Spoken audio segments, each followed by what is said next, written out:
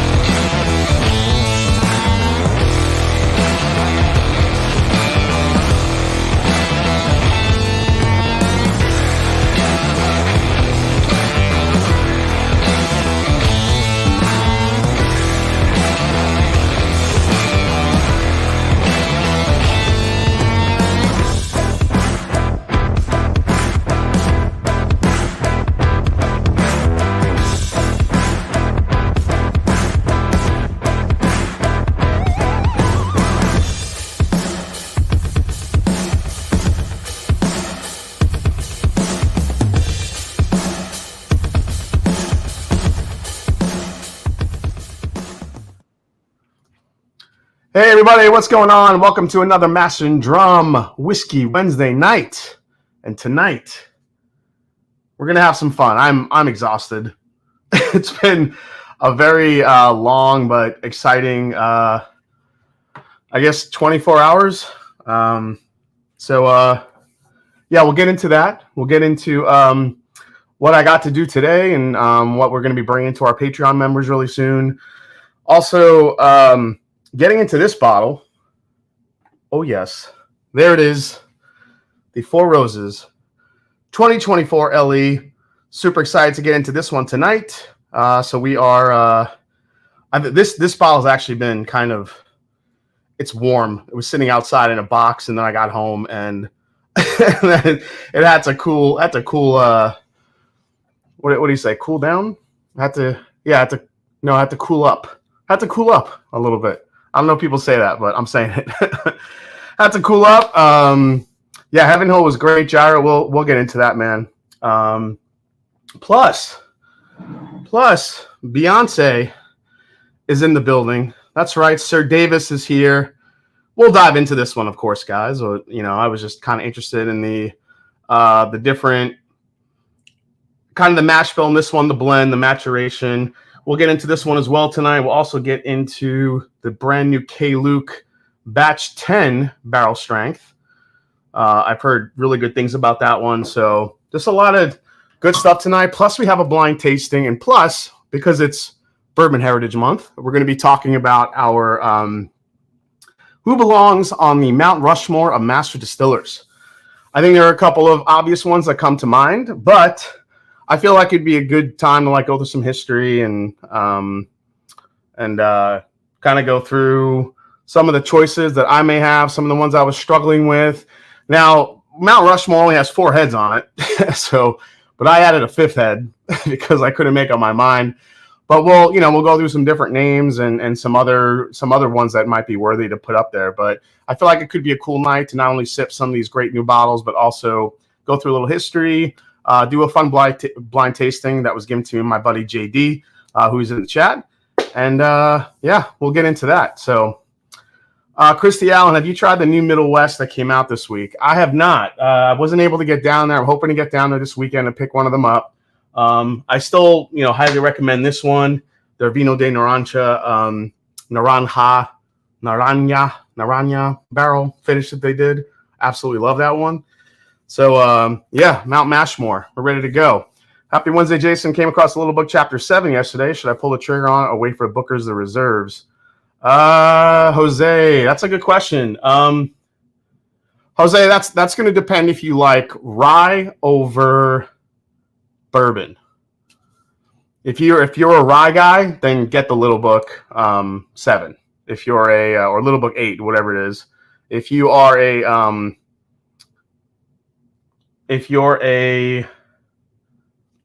I don't know, a general, just more of a bourbon fan than rye, then wait for the reserves. I think you'll probably be happier with that one. Because the Little Book rye, that one is, it's not considered a rye, it's considered blended, but it's a rye. It comes off like a rye whiskey. So Little Book chapter 7 is one of my favorite bottles, period. It's worth every penny, $150. Picked up a Booker's The Reserves today, says Top Jimmy. Okay, well, before we get into saying hi to everybody and tell you about what went on today, let's get into it. Nice Falcons win. Guys, did I have a Monday night of Monday nights? I'm down in the dumps. I'm crying. I'm complaining.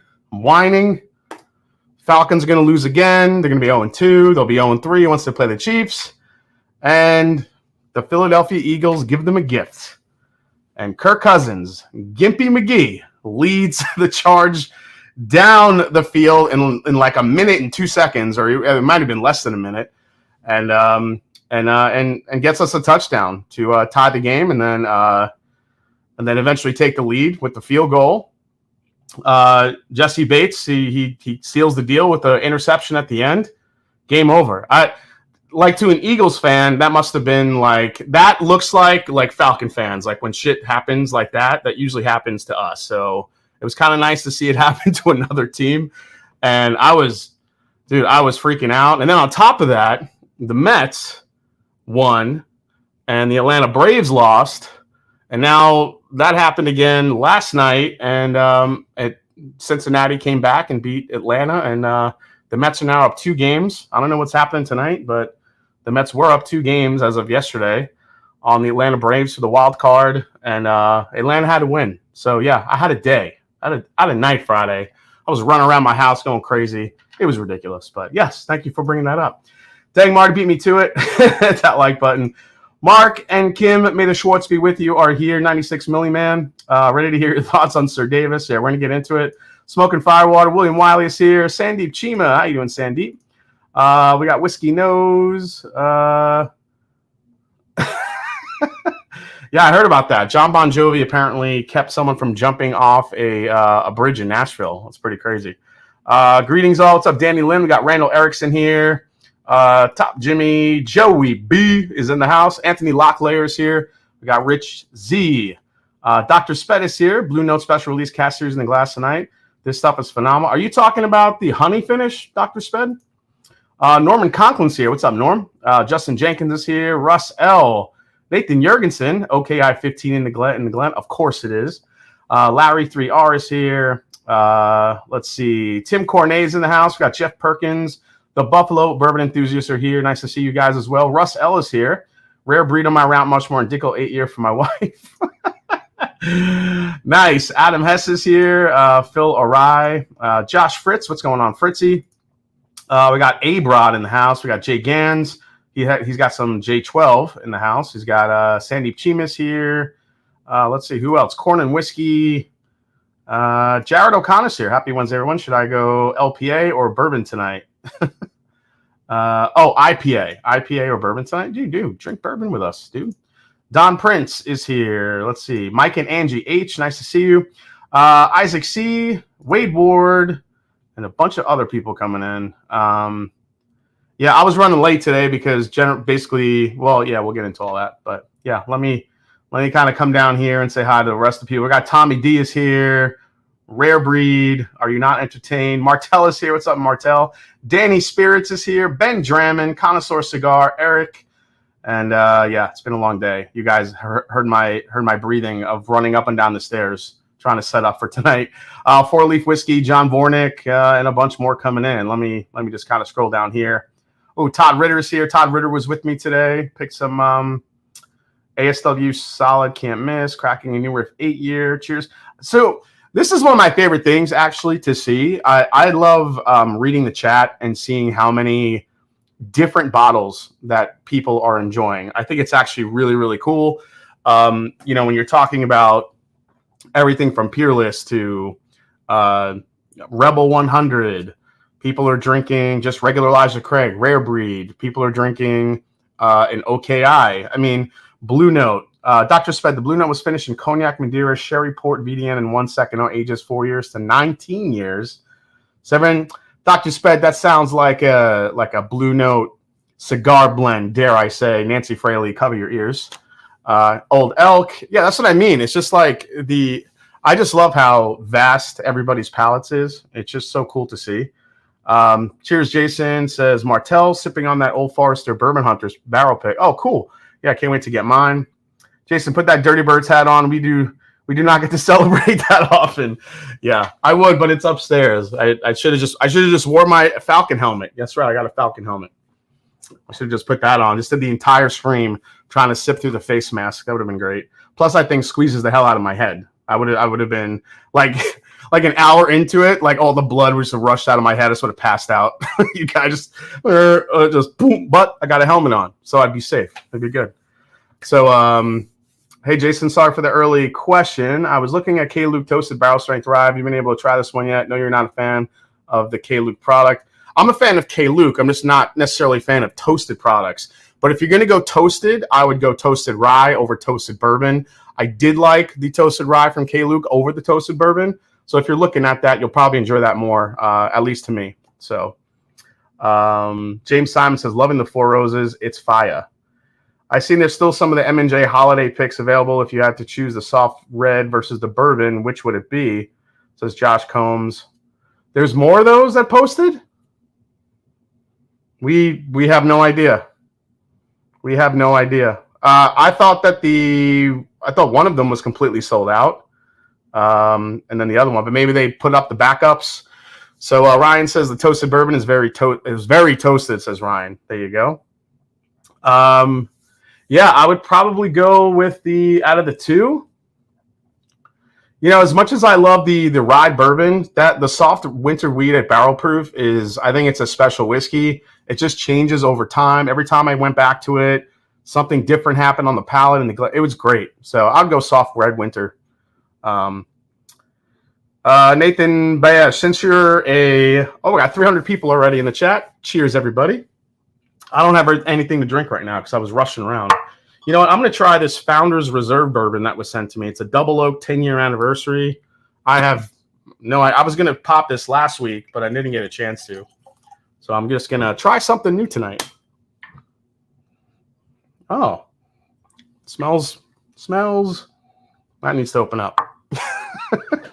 It smells nail polish removery, but hopefully that'll open up a little bit.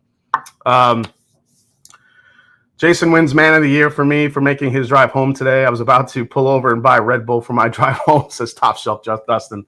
Yeah, so real quick, if I know a lot of people probably heard the story before, but basically New York, grew up in New York. My family was from Italy. You guys know I'm Italian by now. They didn't watch American football in the house, and they watched soccer. They did watch a little bit of American baseball. They were getting into baseball.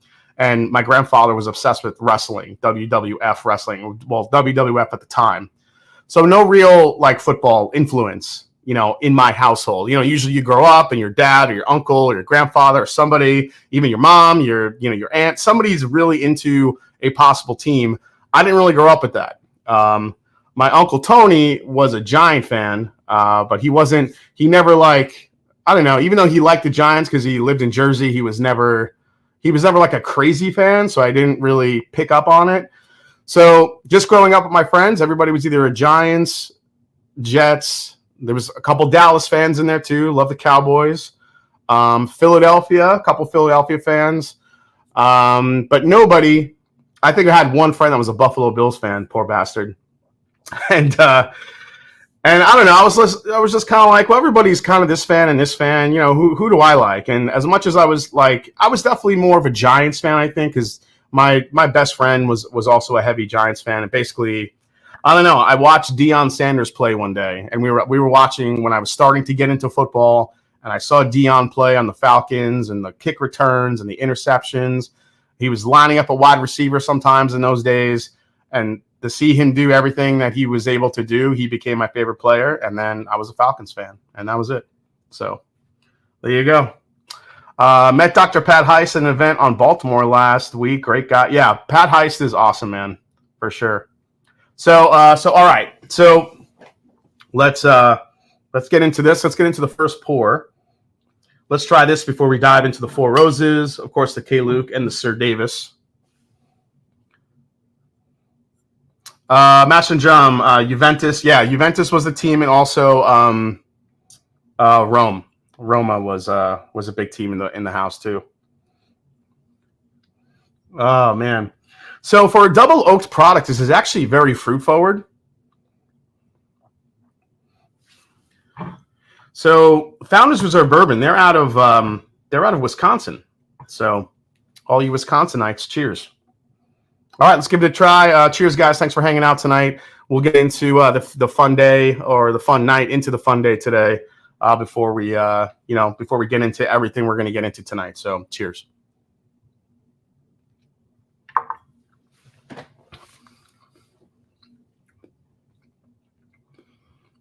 Wow, it's very fruit forward for a double oak product. That I did not expect. It's only 90 proof, but it drinks hotter than that. I think there's a very strong ethanol in here.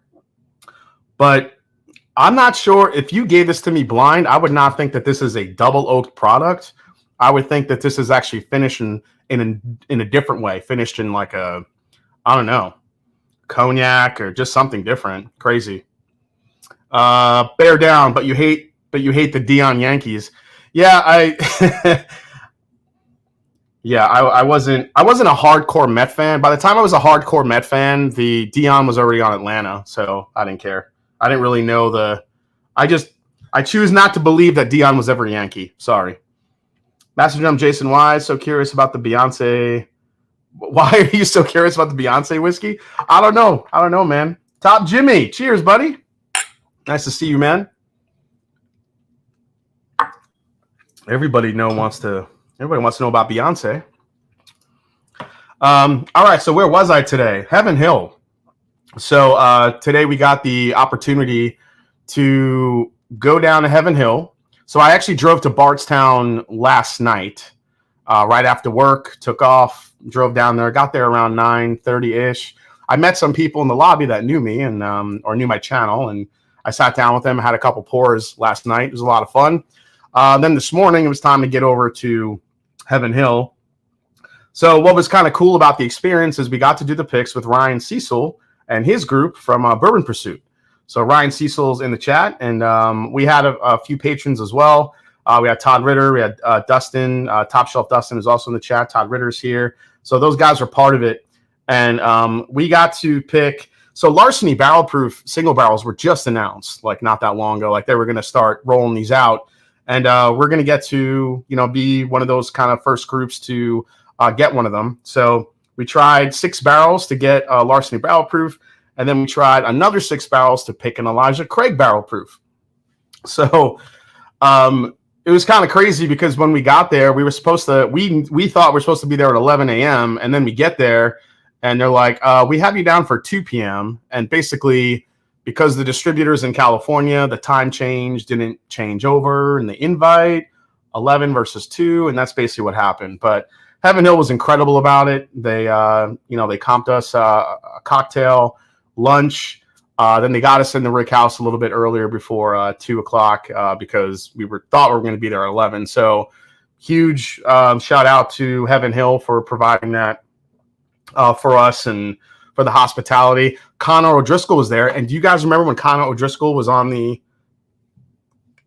was on the channel? Connor was saying that that live stream that we did, a few months ago was so much fun. He still gets feedback about it. He was reading the comments on that video. Actually, I would tell you guys to go back to that video and read the comments. There's probably the best comment I ever got on my channel ever on that video, and you'll know what comment it is when you read it. So just go back and check out that interview I did with Connor O'Driscoll and read the comments below, and you will see what it was. It was really, really cool. So anyway, so Connor O'Driscoll, I got to meet him in person. He's very tall, very skinny, tall guy. I don't know why. He looked like a basketball player. I was like, holy crap. So anyway, we get into the Rick house, and it kind of felt like it was me versus Ryan or our group versus his group when it came to the picks. But we worked out a very good system. Ryan kind of holds a special place for Larceny Barrel Proof in his heart. He had, kind of a personal connection to it. So we went through our barrels, we tasted them. We all kind of had the same top two.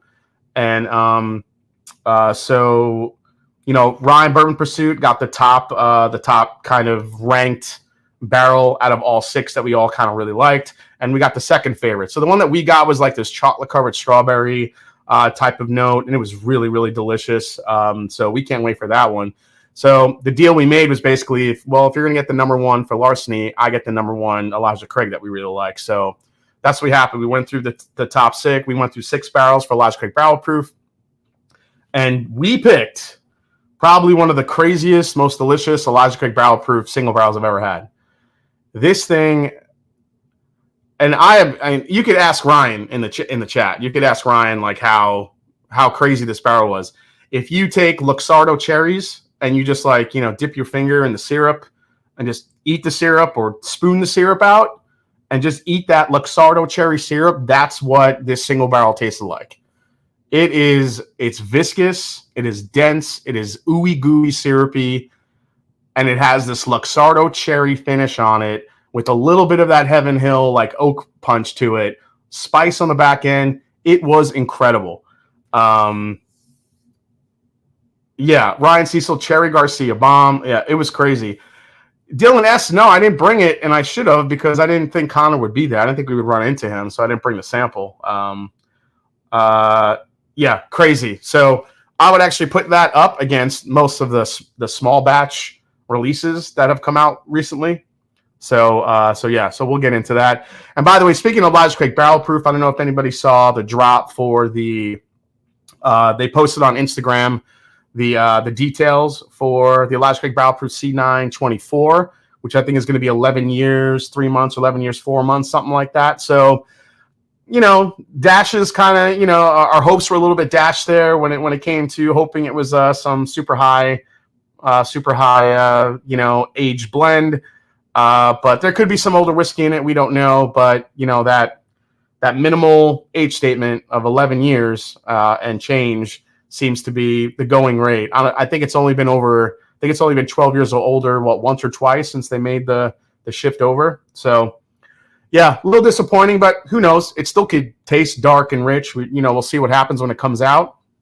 And, yeah, so we just had a great time today. And then as soon as it was done, I was hoping to get a Parker's Heritage for 2024, but they didn't have any. So I was skunked. And then I'm like, all right, well, I want to go to Wild Turkey because I want to pick up one of the 70th anniversary Jimmy Russells, have him sign it so I could take it back and we could review that tonight. That was sold out. So the 2 bottles I was hoping to run into in the last day or so, they were sold out. So yeah, that kind of sucked. But I did come home to this. So it wasn't terrible. And we picked 2 incredible barrels that for the group we'll probably see here in Knowing Heaven Hill. Usually with the big distillers, you say 6 to 8 weeks. So we'll see maybe in December at some point, maybe even into January. We'll have to see how fast it goes.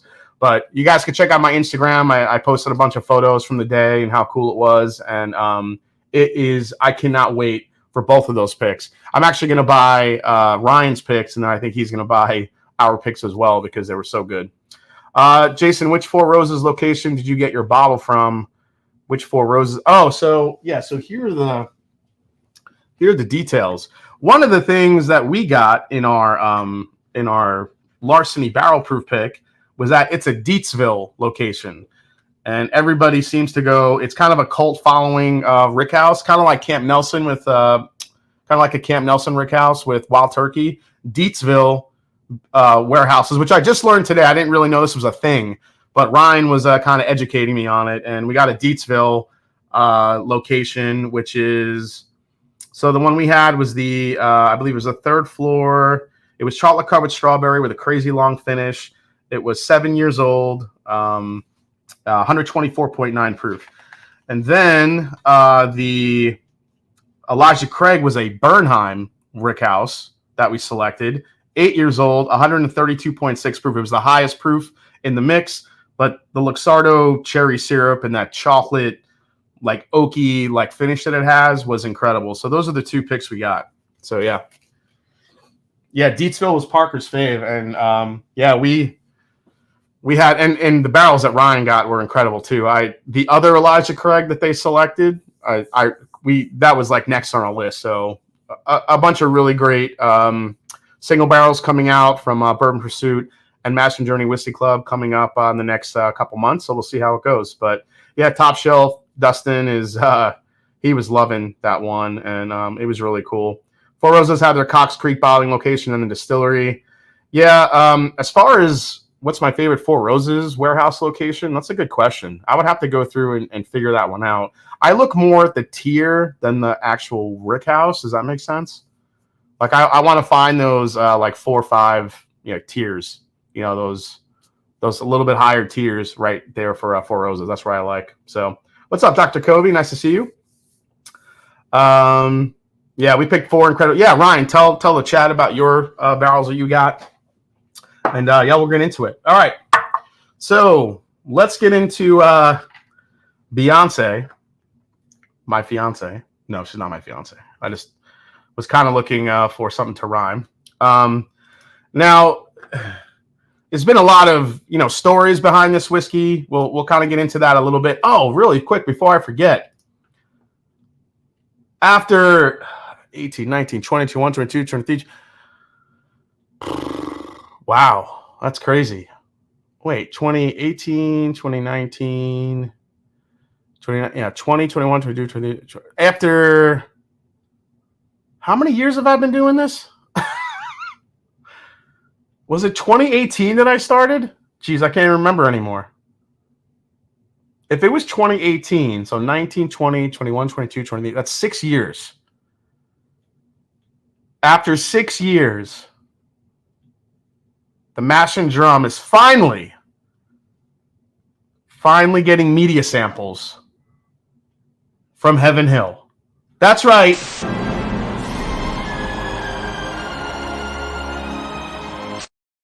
We did it. Heaven Hill. I literally got an email today. Heaven Hill is sending the Master Drum media samples. Yes. Oh my God, I could not believe it was happening. So I have already been put on the list for the first media sample of Elijah Craig C923. So yeah, July 29th, 2018 was your first video. Wow. Yeah, there you go. Yeah, man, it's a good feeling. It's a good feeling to know that Heaven Hill knows I exist, and they did finally admit that yes, we do media samples, and we'll send some to you. Thank you very much. So yeah. Hey, Rarebird 101's in the house. Ryan Cecil, you made it. Yeah, dude, I made it. But oh my God. So yeah. So basically, after we were done with the whole experience, I drove home. I walked in the door here at like 6:45, and in between that time and now, I was scrambling to get everything I needed to get done for the live stream. I was originally not going to live stream tonight, but I'm actually not going to live stream next week because next week is the week of the Bardstown Blitz event. So I figured let's go live tonight. Screw it, let's do it, and here we are. So yeah, go on with your badass. Got you to show off the guns. Yeah, Connor now deserves that pirate bottle taste. Yeah, exactly. You did it, buddy. Yeah, I made it. Mash and Drum makes the big time. Yeah, finally. So, all right, guys. And real quick, Ryan Cecil for the group. This is going to be a little bit of a surprise later on, but Ryan has, you guys know that we tasted his Pursuit Double Oaked here live a few weeks ago, and how much I loved it. So I asked him if he had any single barrels laying around, and he's like, yeah, I think I got like 4. So on our way to Bardstown next week before the event, we're going to be stopping at Pursuit Spirits and picking a little Pursuit United Double Oaked Rye single barrel for the group.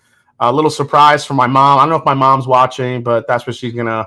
My mom's going to help us pick this will be the second barrel my mom helped pick. So we're going to pick that one along with, I think, we're going to bring some samples to Scott because he's not getting in till a little later. But we're going to try to narrow it down to like 2 barrels and have Scott maybe taste them and pick the 2. But we're going to get a Pursuit United Double Oaked Rye, and I cannot be more excited to try those barrels when we get down there next week. So, again, Ryan, thank you so much, man. Really cool of you to do that for us. So, all right. Let's get into it. Sir Davis, let me back this up here. Everybody's just going to want to see the Four Roses bottle. There we go. So that is the Sir Davis. I got to say, it is a very pretty bottle. It's very, it's very Beyonce. So there was a pretty detailed story about this bottle and about this project. I don't know if anybody saw it in GQ magazine. But it was basically Beyonce's origin story of the Sir Davis. She had said, I'll never forget the first day I had whiskey. It spoke to be nice. I remember thinking, why have I never had this before? It was strong, warm, just the right amount of challenge. She loved the process, ritual of it. She loved Japanese whiskey. I'm just kind of running through the the cliff notes here of the story. Whiskey isn't just for the old men in smoky bars. It's for anyone who appreciates depth, complexity, a bit of mystery. The entire aging process is a labor of love with attention put in every detail. So let's see here.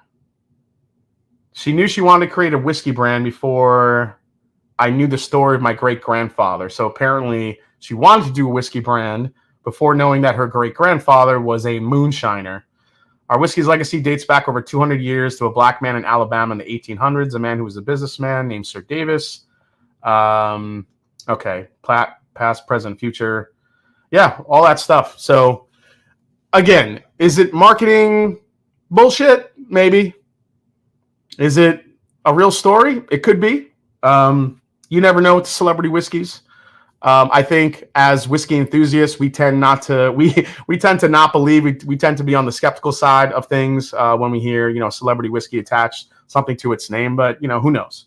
But aside from all that, that's not really what's interesting. What's interesting to me is what's in the bottle, and the reason why I wanted to get this is because Bill Lumsden, the renowned master distiller, known for his work with Glenmorangie and Ardbeg, was tasked to blend this.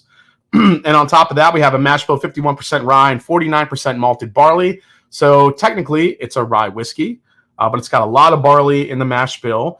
And then it's finished in sherry cask. Now, this is a 44% ABV, so you're looking at 88 proof. And it's, I think it's about $90 retail. So let's try it. Just finally cool down a bit. Is there something on here holding this on? There is. Okay. All right. Yeah, who knows what we're going to get in here. It's an awkward bottle to pour, but I don't know. I don't know about this. We'll see. The blender, poor bastard. 88 proof. What the water? Congrats. More distillers should pay attention. For celebrity whiskey, that sounds like a lot of effort, whatever that's worth. Yeah, it is MGP. It is sourced from MGP, guys, if anybody wanted to know where the whiskey came from. So decent pedigree behind the bottle, but, how does it taste? Let's see.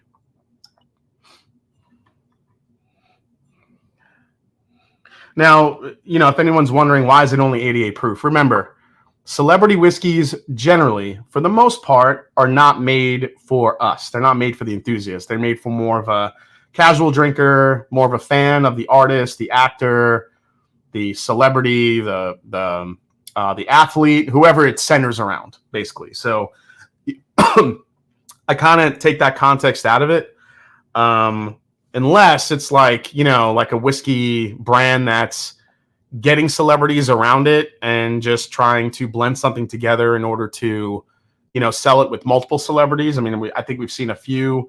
Brands that have done that before, and the whiskey's been pretty mediocre and expensive. What's the one brand? Sweetens Cove. Sweetens Cove was one of those brands. A lot of big names behind it. Peyton Manning. But that stuff just never hit for me. And it was like $250. That stuff never hit for me. All right, so nose alone, it smells like a rye, which is kind of nice, which is something I thought like they would maybe blend the hell out of it to get the rye grain out of it, but it's got a lot of rye. It's got a little hint of not even like a dark raisin, more of like a golden raisin, kind of like the yellow raisins, I think. There's definitely a syrupy sweet. There's definitely a syrupy sweetness to this. A little bit of like a very bright honey. It's not it's not going to be super dense. Everyone's negative, but this could get some new folks into bourbon. Yeah, I mean, it could. Could you imagine if Taylor Swift came out with a bourbon? Holy shit. My God. I mean, she probably can't because all of her followers and her fans are like 12 years old. Well, I mean, most of them, not all of them. Matthew McConaughey did promote Wild Turkey. He was their kind of their creative marketing person for a little while. But then I think that kind of ran out, you know, a little bit. So let's see if I'm missing any other details for this. Yeah, I mean, yeah, nothing crazy. So, all right, let's give it a try, guys. The nose, again, it's rye forward without being too rye forward. It's not very in your face. I think the malted barley definitely kind of plays a role here. It's a little bit softer, fruit forward, honey. I think the raisin is there. You do get the sherry influence, little hint of spice, but I'm honestly not getting much. Let's see what we get on the palate.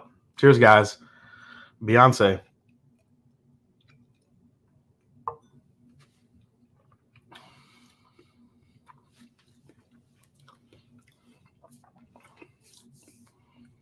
You know what? I got to say, that's not that bad. It's actually pretty nice. Wow. It finishes like a rye whiskey. It's very soft up front. I feel like all the barley and the sherry finish is all in the front of the palate, but the back of the palate carries a lot of spice. Way more than I thought there was going to be for a 51% rye.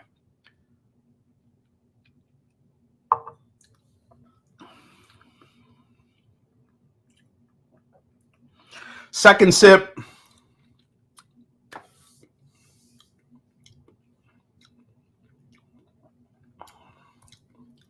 I mean, it's not, listen, this isn't going to be like you know, it's not the most complex whiskey you're going to find.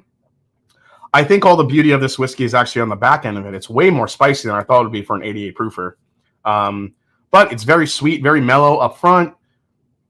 Raisins, dark fruit, maybe like a hint of like a little bit of a black or licorice note there. But $90 though, I don't know, $90 for this. I mean, the bottle's nice. I don't know. I mean, for a guy I am not a fan of a lot of, you know, celebrity whiskeys. I think Chris Stapleton's is terrible. You know, I just said Sweetens Cove. I didn't like a Sweetens Cove. Just most of them are very mediocre. You know, you got Scottie Pippen who came out with a whiskey that was awful. Steph Curry, I think, has a whiskey, which is awful as well. So as far as like, yeah, it's a $20 whiskey and a $70 bottle. Oh, Blake Benson. What this one is? I think it's a little bit better than $20. Honestly, I don't think it's that awful.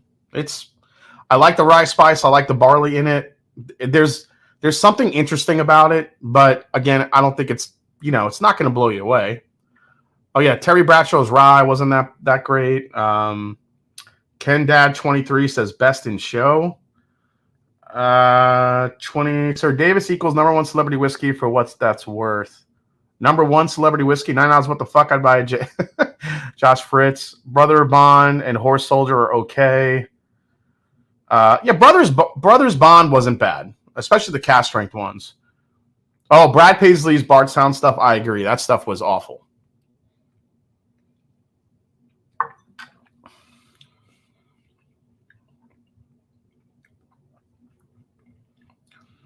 It honestly drinks like a very sweet, mellow rye whiskey. That's what it sips like. It's, again, I'm going to stay with what I said before. This is not for us. I think if most of us try this, for the most part, like even if we just get a pour or we're trying it at an event, I think all of us, most of us would be like, okay, it's decent, but I wouldn't buy this for $90. However, Beyonce's fans probably will buy the hell out of this for $90. But I actually expected it to be more cloyingly sweet, just because that's what you would think with a celebrity whiskey. But it's actually very rye forward.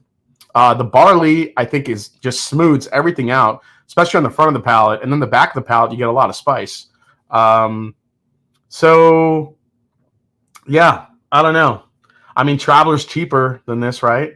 Traveler, I guess, wins on price. But this is a nicer bottle, I guess, however you want to grade your bottle designs.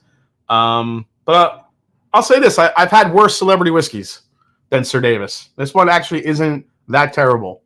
I think, again, most people want to just, criticize it right off the bat, especially us being whiskey enthusiasts. But I don't think it's actually that awful. There's nothing off-putting. I'm not getting any off-putting notes. The sherry finish on it, I will say, there's maybe a slight hint of a mustiness to it. But since I'm getting it on the first pour, that could dissipate with some airtime.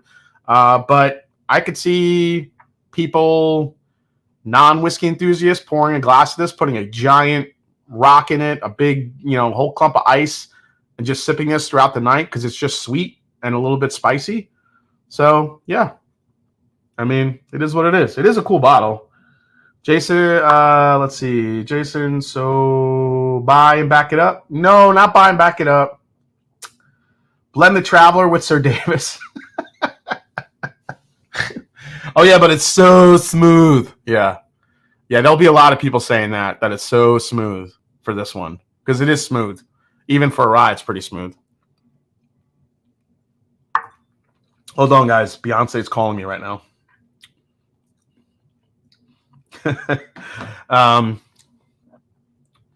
Yeah, it's fine. It's not gross, and it's not terrible either. So, I don't know. Kind of falls somewhere in the middle. I would say this, if you're around it or know somebody that happened to buy one for whatever reason, have a pour of it. Just try it. See what you think of it. Again, I don't think it's awful, but, I paid $90 for this one. So if anyone out there is thinking, I got sent this bottle to, say good things about it, yeah, no. I bought this. I pre-ordered this bottle. There you go. I pre-ordered it because I wanted to try it and see if it actually, if it lived up to the hype with the blender with Bill Lumsden, and because I was interested in the mash bill and the sherry maturation. So again, it's okay. It's pretty solid though. I think it's one of the better celebrity whiskeys we've seen, to be honest. So there you go. Sir Davis coming in hot. Bring it to Bardstown. I'll bring it to Bardstown Blitz if you guys want to try it for sure. Belfour. I've had Belfour before too. Belfour, I'm trying to think if I don't think Belfour was too bad. Wasn't that Canadian whiskey? Yep, I think so. More likes to leave it. If you like it, then you should have put a ring on it. Whatever, Todd. That is like, I could just picture Todd saying that with his Kentucky accent. Josh Combs says, Jason went from it's okay to the best thing I've ever had when a number pops up. Yeah, right? Oh, my God. Beyonce. Oh, it's delicious. It's delicious. It's a buy and back it up 5 times. No. Yeah, best thing about that, it's MGP. I would agree with that fact. How quick would you trade that bottle for a Sagamore 8? Oh, my God, in a heartbeat. And the Sagamore 9 supposedly is starting to drop, too. I got to get my hands on the Sagamore 9 year. That's what I want. Is it the Mick Ultra of whiskey? No, I think Traveler is the Mick Ultra of whiskey. I think this is the I don't know. It's kind of like an IPA. It's floral. It's got a little kick to it. I would say pick a nice good IPA. That's what Sir Davis is. No, Belfort is Southern Distilling. Oh, Southern Distilling. Okay, Mash and Drum trying mid-celeb whiskey so you don't have to. Thanks, Jason C. You're very welcome. How big of a super chat to get you say it's bootylicious? That never, ever entered my mind to say it's bootylicious. I hate IPAs. Me too. I'm not an IPA guy. I like dark beers. I like porters and stouts. So, all right, one more sip of this here, and we'll end it with the Sir Davis.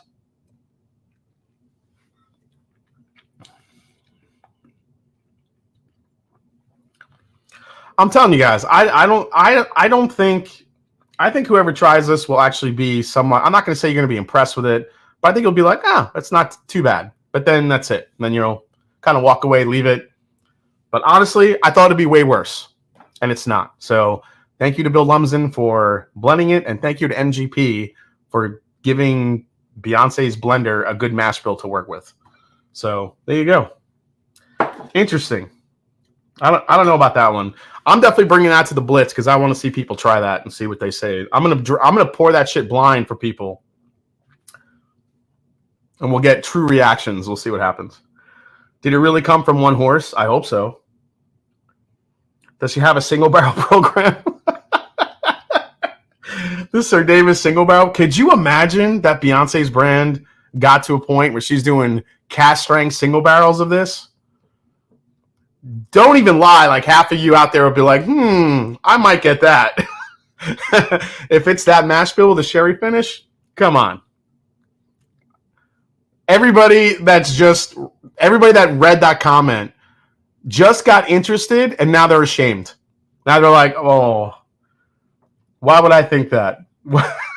you know, half of you did that. You all were like, oh, a single barrel pick of that, a cast strength, and then you got all ashamed, and you're like, no, I never. Now you're thinking bootylicious. You know, you guys did all the single barrels. Greg Eads said she branched out into mediocre whiskey and bad country music all in 1 year. Yeah, quite the year for Beyonce. Jason, have you revisited Metallica's Blackened whiskey? It's been a while, Richie Z, but I do like that one. Someone is kicking themselves for not utilizing bootylicious sooner, says Ron Biles. JG says, I am ashamed. See, I know you guys are thinking it. Oh, I missed your second super chat. Sorry, Jeff. Let me see. Hey, Jason, slightly off topic, but what do you think of Lars Ulrich as a drummer? I don't know.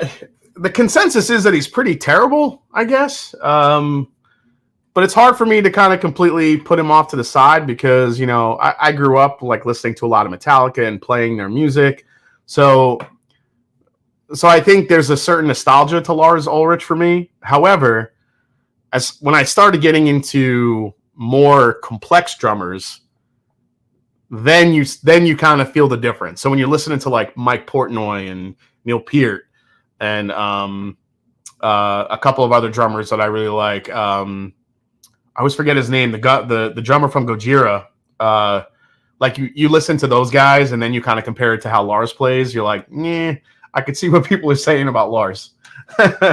So yeah. Ryan Cecil is in. So Ryan, we're gonna call Beyonce, try to get a single barrel. I think you're in. All right. All right, let's try the K. Luke, man. I'm psyched for this one. Yeah, Danny Carey. Yeah, you start. What the hell? You start listening to those guys, and damn, I miss Pert. Yeah, I think we all do. Yes, Mario from Gojira, one of my favorite drummers, man. Kenny G is gonna make a new whiskey. So smooth. Jason is the bottom of whiskey. Oh, I'll take that. I can't fucking open this thing. I hate these caps. This thing tears up your hand. Well, you know what? I think I have a towel right here just for when I spill shit. Maybe this will help me. Portnoy rocks. Yep. Bring back. Yeah, I definitely need vice grips. Oh, that's too slippery. That won't do it either. Well, this is a problem. What the hell? This is what happens when you use these. Oh, I got it. My hand's tore up, but I got it. I have to put some hustle behind the muscle. All right. All right, so this is the latest K. Luke single barrel batch number 10. Comes in at 120.2 proof. And as usual, this is a blend of Kentucky and Indiana whiskey. So let's see how. I've heard good things about this one already, so we'll get into it here. A towel just for when a towel just when you need it. Hey, Strongy, you need a hand. Hey, Strongy, animal slaps. Should loosen it. Muscle from another Russell. Yeah, exactly. All right, so before we get into this and let this open up, let's get into a few news stories, as I always like to bring you each and every week, guys. We talked about the Sir Davis, but let's get into some other whiskey news that popped up this week. Starting with, let's see. Looks like we have this one right here. It looks like Widow Jane is bringing back their 15-year Vaults series. So let's see. A contentious cask finish is on this one, guys. So if you're used to the Vaults 15 years and a big fan of them, it looks like this year we've recruited the likes of Missouri Ozark and Chinquapin Oak for their cask finishes. This time around, the distiller opted for the contentious edition of Amburana. No! The Vaults 2024 is made up of a blend of straight bourbon whiskeys with an undisclosed mash bill under the oversight of head distiller and blender Sienna Jevnemarov. The expression was aged 15 years in the Widow Jane Rickhouse before being finished in Amburana casks known as Brazilian oak. Savory flavors of rosemary, olive oil, sencha green tea, and roasted yam in the whiskey. Roasted yam? The expression is bottled at 49.5% ABV. It's slated to hit shelves October at a suggested retail price of $250. Wow. This might be everyone's worst nightmare. That whiskey might be everyone's worst nightmare, everybody. It's Dickel finished in Amburana. Is everybody like kind of throwing up in their mouth a little bit? I'm just saying. Oh my God. I don't know about that one. It wasn't all that great before the Amburana. Oh my, I am what I am. Are they putting stuffing and candied yams in it? $250. That should be called the kitchen sink. Ew, no. A lot of reaction here for this one. How can you be that tone deaf? Yeah, I don't know, man. That I bought the 15-year Vaults last year, and I was thoroughly disappointed in that bottle, unfortunately. But now you're going to take that and you're going to put it in Amburana when it's George Dickel whiskey, or at least most of it is, or some of it is. I don't know the proportions, but when I bought last year's, you could taste the George Dickel whiskey in it, and now you're throwing it in Amburana. That's a bold move, Cotton. That's a bold move, Cotton. I don't know how that one's going to work out. That's rough. Oh my God, the comments are hilarious. Let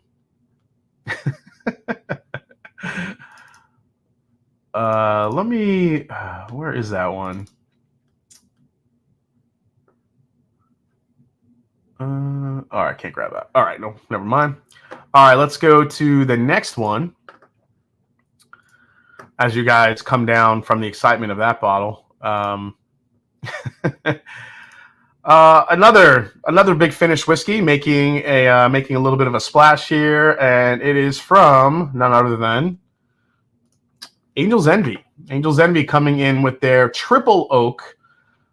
This was just announced on Friday. The release of triple oak, a whiskey finish, and Hungarian oak from Hungary, chinkapin oak from Kentucky, and French oak from France as part of their latest release within the brand signature series. The last time the bourbon brand unveiled a whiskey within the series was 2013. This will clock in at 92 proof and be available for purchase starting October 1st with a suggested retail price of, wow, $74.99. Look at you. Look at you, Angel's Envy, making an affordable whiskey. 92 proof, $74.99. I'm thrilled that we're making a mark on the brand signature series with Angel's Envy Triple Oak. Angel's Envy Master Distiller Owen Martin said in a news release, when I joined the team, we aim to craft something unique to round out our portfolio. The French oak adds flavors of baking spice and chocolate, some cinnamon. The chinkapin adds aromas of vanilla and coffee, and the Hungarian oak adds depth, which makes for a very rounded spirit and a rounded sipping experience. So I don't know. What say you guys? I went in there expecting to be that the price was for that bottle is going to be about $250, but $74.99. I mean, I think for some people out there that still might be pricey, but when it comes to Angel's Envy, that might be one of the most affordable special releases that they've ever come out with. So, I mean, I don't know. Josh Fritz says too much money, even at $74.99. Really? Okay. Make it a cast ring. Oh, $375. Okay. Oh, is it a 375 milliliter bottle? Wait, what? I missed that part.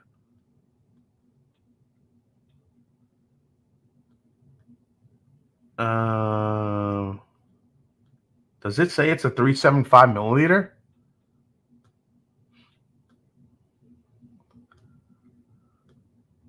If it is, it doesn't say anything in there about it being a 375. If it's a 375, then hell no. But it doesn't say anything about 375 in this press release. And why wouldn't they, though? Is it, guys in the chat, is it a 3? I saw 750 from the picture. No, it's just, okay. It's a 750. It's a 750. Okay. Thank God. Okay. So it's a 750 milliliter. Look, whatever your thoughts are about Angel's Envy, I think that a release like this it's just good to see. Whether you want to try it, whether you don't want to buy it, whatever your feelings are on it, the fact that Angel's Envy is bringing out a special release sub $100, I think is a good thing for the market, because generally everything they put out that's a special release is $200 plus. So it's good to see that they're doing something that's a little bit more affordable. And even though maybe some of you think 75 is too high for it, it's still better than 200 plus. So yeah. So there you go. I do think It's Bourbon Night did a review of it already. So if you want to see what they thought about it, you go check out their review. I think they did a review. I'm not sure. I didn't watch it yet. I'm not sure what they thought about it, but sounds interesting enough. But I don't know. You just never know with Angel's Envy. So triple is a new shelf for all the time. It's pretty good. Not special, just new line. Okay. It's a 750. Try the triple oak to KBF. Tasty, pretty dry, very little sweetness. Oh, very little sweetness. Okay. I agree. It's good to see. I mean, the 200 plus category is getting out of control since Terrence. Yeah, exactly. We hope to see a little bit of a shift in that aspect.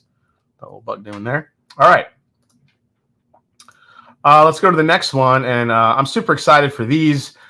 We have Hard Truth. Hard Truth is unveiling more new whiskeys, and there they are. Acclaimed Indiana distillery Hard Truth unveils 4 exciting new whiskeys, even though we're only seeing 3 in the photo. On Thursday, the Nashville, Indiana-based distillery Hard Truth announces the release of 4 limited edition whiskeys: Barrel Finish Reserve 2024 Blend, Master Distillers Reserve 2024 Blend, the Double Oaked Sweet Mash Rye, and Maple Brulee Rye. Hard Truth says that these limited edition releases probably won't be easy to find, but will be worth the hunt if you find them. Because we only utilize a handful of barrels for this release, they're not easy to find. But your best shot at securing each bottle is to visit the distillery in Indiana. Very nice. Good marketing there. I see what you're doing, Hard Truth. Each whiskey places focus on the use of particular barrels. Worked with independent stave company, Tonellery Baron, and Tonellerie Moreau to determine the barrels to use and aging process for each expression. Let's see. Last October, Hard Truth debuted its excellent barrel finish reserve collection with sherry, brandy, and sauternes.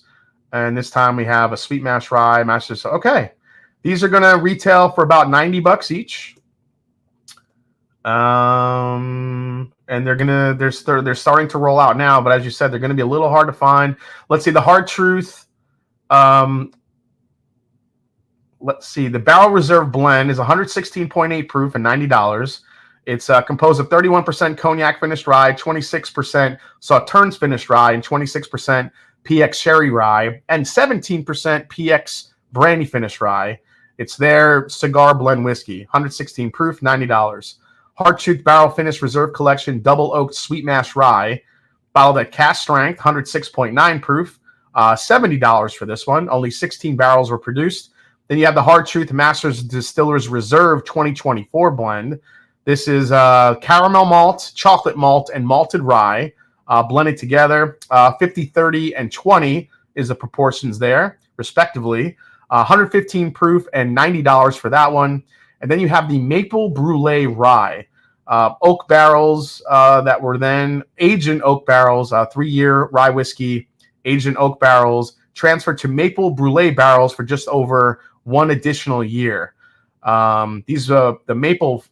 was sourced from a maple farm in Jefferson, Ohio. And let's see, used for the second time after aging bourbon 7 to 9 years in a maple syrup barrel, I should say. This will debut on the 28th and also be, does it say $90? It doesn't have a price for this one. So the Maple Brulee will be a little bit later in September. So September 28th. So there you go. A bunch of different new whiskeys from Hard Truth. You guys interested in those? Where is the Hard Truth you talked about? That was chocolate malt, caramel malt, and that is the Masters Reserve blend, it said. Or hold on a second. That's the Hard Truth Master Distillers Reserve 2024 blend. Caramel malt, chocolate malt, and malted rye. That is called the Master Distillers Reserve 2024 blend. So if you're interested in that one is probably the one I'm most interested in. So definitely check that one out. All right. And last but not least, for all of you Irish whiskey fans out there, ooh, look what we got here, folks. We have an 18-year Redbreast coming out. Let's see what's in this one. So Redbreast just added an 18-year-old expression to its whiskey portfolio on Thursday. Redbreast announced the addition of an 18-year-old Irish whiskey expression to the permanent lineup. The whiskey is aged in a mixture of ex-bourbon, Oloroso, cream sherry, and ruby port casks. It clocks in at 46% ABV and hosts a suggested retail price of $249. The brand shared that a rainbow of sherry casks were used during the maturation, including a cream sherry cask from the Antonio Paez Lobato cooperage. This type of cask rarely is used at Redbreast, and the dessert qualities of the cream sherry add a syrupy sweetness that pleasantly offsets the Redbreast flavor profile, according to the brand. Redbreast says it's okay. That's just talking about their other ones. The expression is available for purchase in the following countries: Australia, Bulgaria, Canada. Okay. Is it in the U.S.? Yes, it's in the U.S. It's also in Australia, Canada, France, Germany, Hungary, Ireland, the Netherlands. Okay, so it's pretty, and the U.K. It's pretty universally available, I think. So there you go. You guys excited? Who's fired up for a Redbreast 18? Anybody want that one?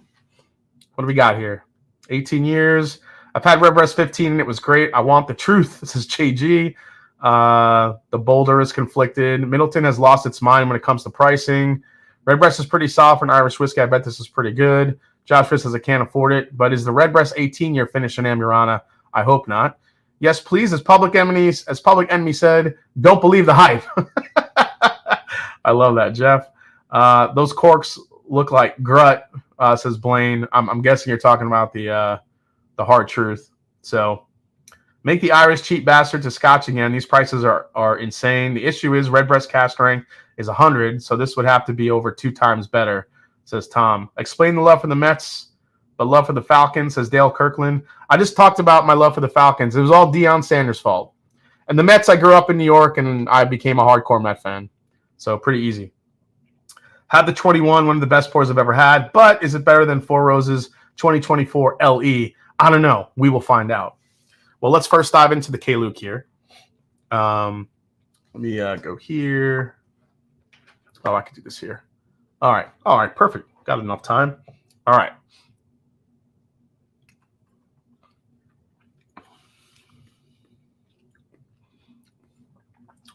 Wow.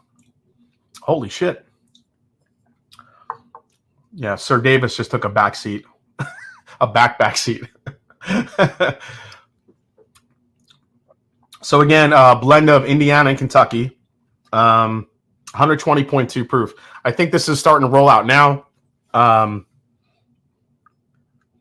This is one of the sweeter K-Luke blends that I feel like I've had. K-Luke generally comes off kind of like, and I've said this before, it kind of comes off like a poor man's Four Roses LE or Four Roses like single barrel pick because of, you know, the blends that he uses. And, you know, Jonathan Maizana over at K-Luke, he typically loves Four Roses. And I think he kind of, I'm not sure if that's in his mind, but I feel like the way he blends, it kind of blends towards that type of flavor profile, that type of experience. So I do think that his past releases have kind of gone that way. Let's see here. I wouldn't pay that much for real breasts as plain picture. I just saw that. Holy shit. You guys are hilarious. Oh my God.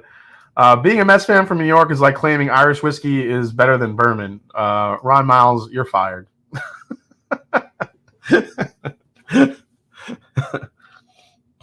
It's too easy to be a Yankee fan. There's so many bandwagon Yankee fans.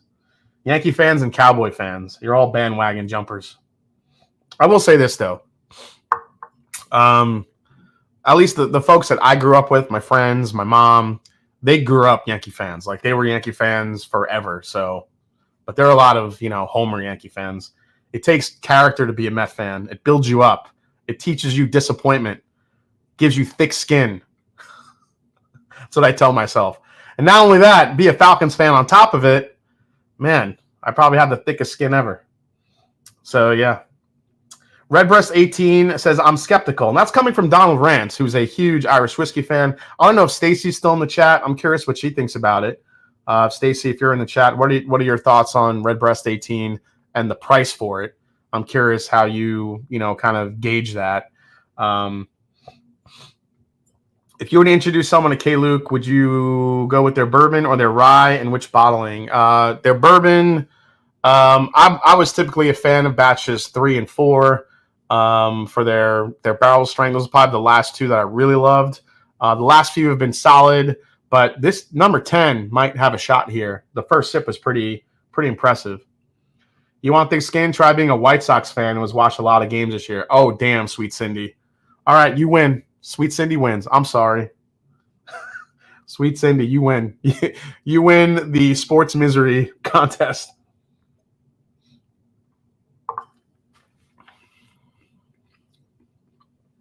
Wow. 10 is jammy. It's sweet. It brings you, man, it is like, wow, what is that note that I'm picking up there on the back end? That's going to drive me nuts.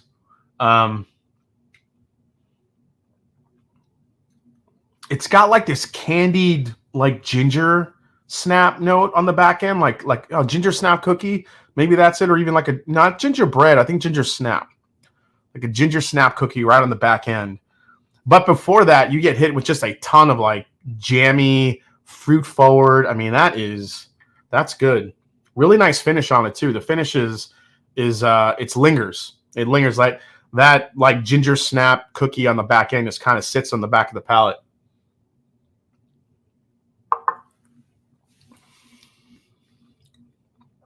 A 42-year Cleveland Browns fan enters the chat. Yeah, there are a lot of tough fandoms out there, unfortunately. Carolina Panthers benching their quarterback now. Shit. Wow, this is really impressive, actually. K-Luke Batch 10 is, you know, when I was drinking the Discovery 12 and I had kind of like that wow factor, just how in your face, fruit flavored, full bodied, your vanillas, your caramels, but everything is like super rich. That's what this K-Luke Batch 10 is. It's very, very rich. It's super viscous. The fruit forward component of it, of how, thank you so much, Dale Kirkland, for the $4.99 super sticker. Appreciate you, man. Thank you so much. Is ECBP C924 really only 11 years per Heaven Hill Facebook? Says Spiteful Bum. Yes. It's 11 years and I think a few months or something like that. Yep. I'm getting my first media sample of Elijah Craig Barrel Proof here in the next week or so. I also asked to send me the Parker's Heritage so I could try that. She said she thought she had one bottle left, one little sample bottle left, so hopefully I can get that too. 11 years, 0 months. Is that what it said? 11 years, 0 months. Yeah, Ben Drammond, I know when you're pal, I think you would like this.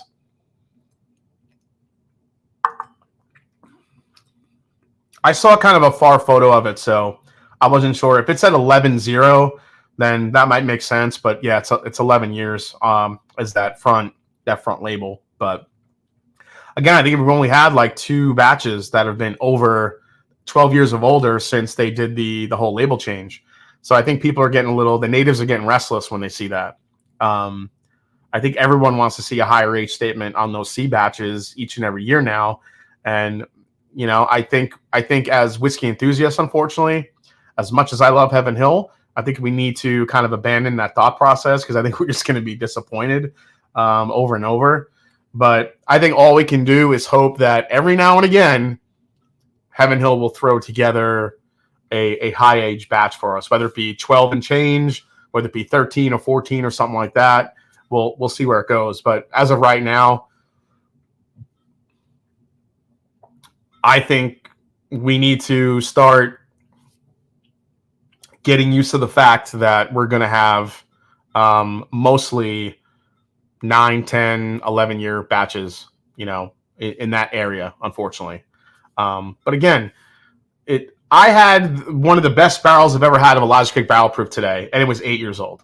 So again, people get stuck on the age statement, and I get that, especially when you correlate it to a price and what you expect, and I get that part of it. But they have some incredible barrels in there at 8, 9, 10 years old. It just depends on where it's from, what it is, where it's aged, all that other stuff. So I'll say this: if you don't like it that it's more than 12 years old or at 12 years old, don't buy it. Leave it on the shelf. I'll buy it. We'll buy it. Can't wait to pick the batch 10 up. I live kind of local to Jonathan Mazzano stopping. Usually see a lot of releases. Hype. So ECBP is like the Falcons now. JG, you're fired too. Everybody's fired.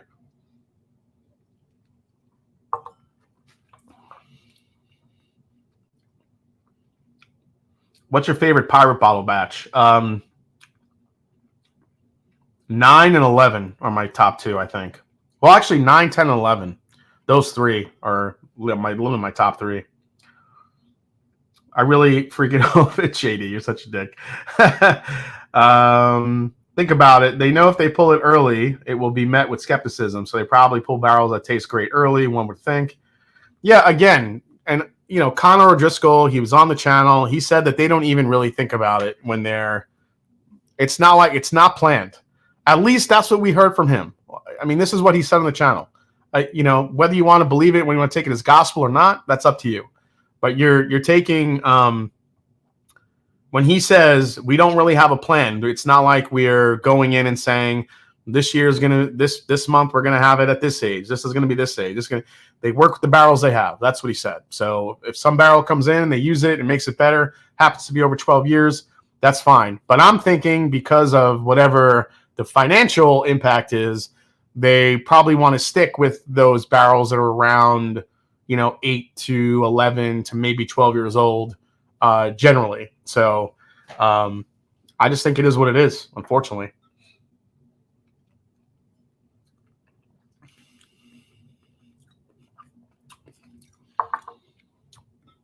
This is delicious. Guys, I'm telling you, K-Luke Batch 10 is a very, very impressive bourbon this year. That might be one of the top ones that he's done in a while. Since 4 or 5, I mean, I really like 4. I think I really like 6 as well. But this 10 is super delicious. And I'm saying this after having 12 barrels of Heaven Hill whiskey straight from the barrel today. And this is making an impression. So I'm not exact. I think I left the press release upstairs. I'm not exactly sure when this is releasing. But if this has dropped already on Sealbox or whatever it is, I would highly recommend getting a bottle of this K-Luke Batch 10 because it is really, really good. Wow. That's one of the better blends he's done. That is really good. It is still going too. The finish is ridiculous. Top Jimmy gifted 10 Mash and Drum memberships. Hell yeah, Jimmy. Thank you so much, man. Brewers clinched the Central today. I did hear about that. All you Milwaukee Brewers fans, congratulations. KK, I need to get that. K-Luke is through Sealbox generally. Yes, it usually is. The age doesn't matter as much as the profile. Still awesome and surprisingly flavorful at such a young age. Yeah, Josh Combe. I think people, and to that point, Josh, I think people correlate what they're paying with the age statement. And I think that they've seen Heaven Hill Elijah Craig Barrel Proof as such an incredible value over the years that you drop that age statement, they see like a 9 or a 10 on it, it loses a little bit of something for it. And, you know, whiskey people like nothing more than to complain about, about pricing and stuff like that, for good reason most of the time. I mean, I complain about pricing all the time, but, sometimes, I have to buy the bottles, as reviewers, we have to get them. If we're not getting media samples, we're buying these bottles just like you guys. So it just depends. Depends on what your perspective is. And, it's your money. And I totally understand that. It's completely subjective. But I do think the main crux of it is that you're so used to a 12-year for a long time and paying the 65, 70, 75 bucks, 80 bucks, whatever it was for a long time. And now we're getting a lesser age on the label. You're asking us to pay the same price, sometimes in areas a little bit more than that. And I think people start there. The margin very much closes when it comes to value versus what you're getting in the bottle. But I don't care what anybody says. I still think Elijah Craig Barrel Proof is one of the best values on the market. So there you go. It's on Sealbox right now. I may literally just. Hey, Average Drinker's here. What's up, Dara? Nice to see you. How are you? What's the Russell 18-year going to cost? Probably 300 plus for sure, if that happens.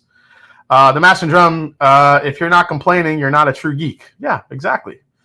Josh Friss says, God bless Dara. That's right.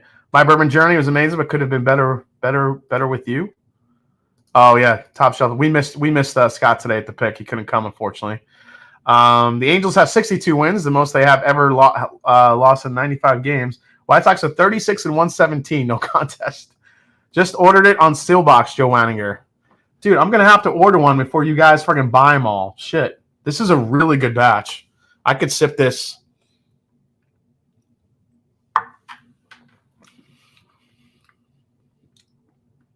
It's so good. It is so good. Damn. All right, I'm going to have to. All right, hold on, guys. I'm going to have to plug this in real quick. Plug in my laptop.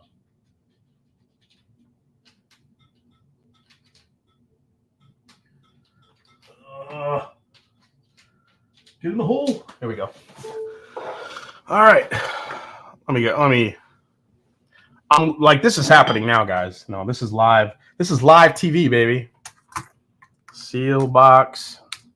And this is happening. I'm ordering one of these right now. K-Luke. Give me the K-Luke. K-Luke. Batch 4. Batch 5. There it is. Bourbon batch 10. $109.99. Add to cart. Give me it. Check out. I'm serious. I'm ordering this shit right now. Yeah, I want a bottle of that. It's good.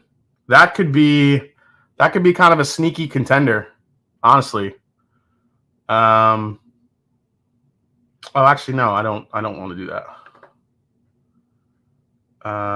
Let's see. Check out.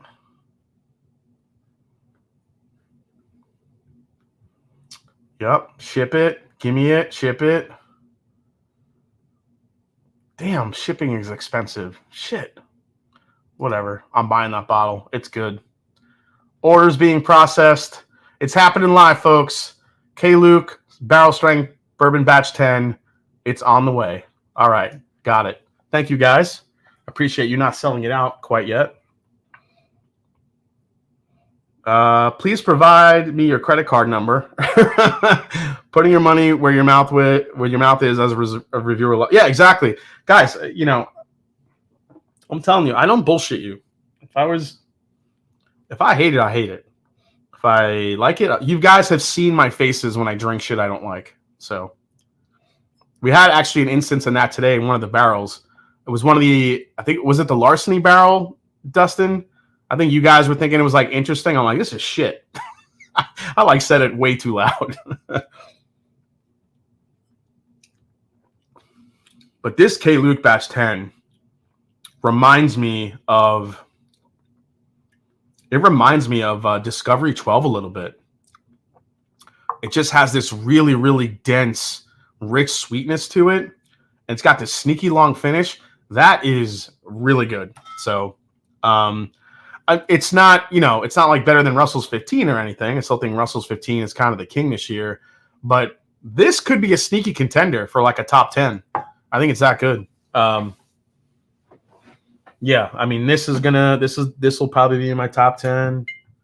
The Amroot, we'll still see if that makes it, but this bottle could be next. All right, let's get into it. Four Roses, 2024 LE. I'm here for it. So are you. Is all K. Luke finished, or is that just straight bourbon? That one is just straight bourbon, Terrence. He does have some toasted ones, but as far as what you're getting from the silver label, those are just blends of Kentucky and Indiana whiskey that he blends together. Oh my gosh, there's nothing better than popping open a Four Roses limited edition. Oh, it's so pretty. It's so pretty. Ooh, okay, I'm just going to let that sit a little bit. Let's get a bottle shot. Bottle cam time. Here we go. Look at it. It's beautiful. Four Roses, limited edition, 2024 release, barrel strength. 50, is that 57.1 or is that 54.1? What does that say? It's 54.1% ABV. There you go. And then on the top here, I'll raise the camera a little bit. There you can see the 2024 branding on it, limited edition. You got to love that. So one of my favorite releases each and every year that comes out. And this is a bottle that I still think, for whatever reason, flies under the radar because it literally releases like right after the birthday bourbon. It usually releases, you know, we haven't seen the announcement of the BTAC yet, which is surprising, but yeah, this is where we're at. So I'm excited to try this with you guys. Jason, can't wait to see what you think of this. Bill and I just recorded our review. The match. Oh, Darryl, you got one too? See, I cannot wait. Can we get a drum roll on the Four Roses? Here we go. We're getting ready. Did it cool up? It did cool up. It cooled up, I think. Wait, I gotta clear my my seal box. My seal box order is coming through. Okay, let's see here.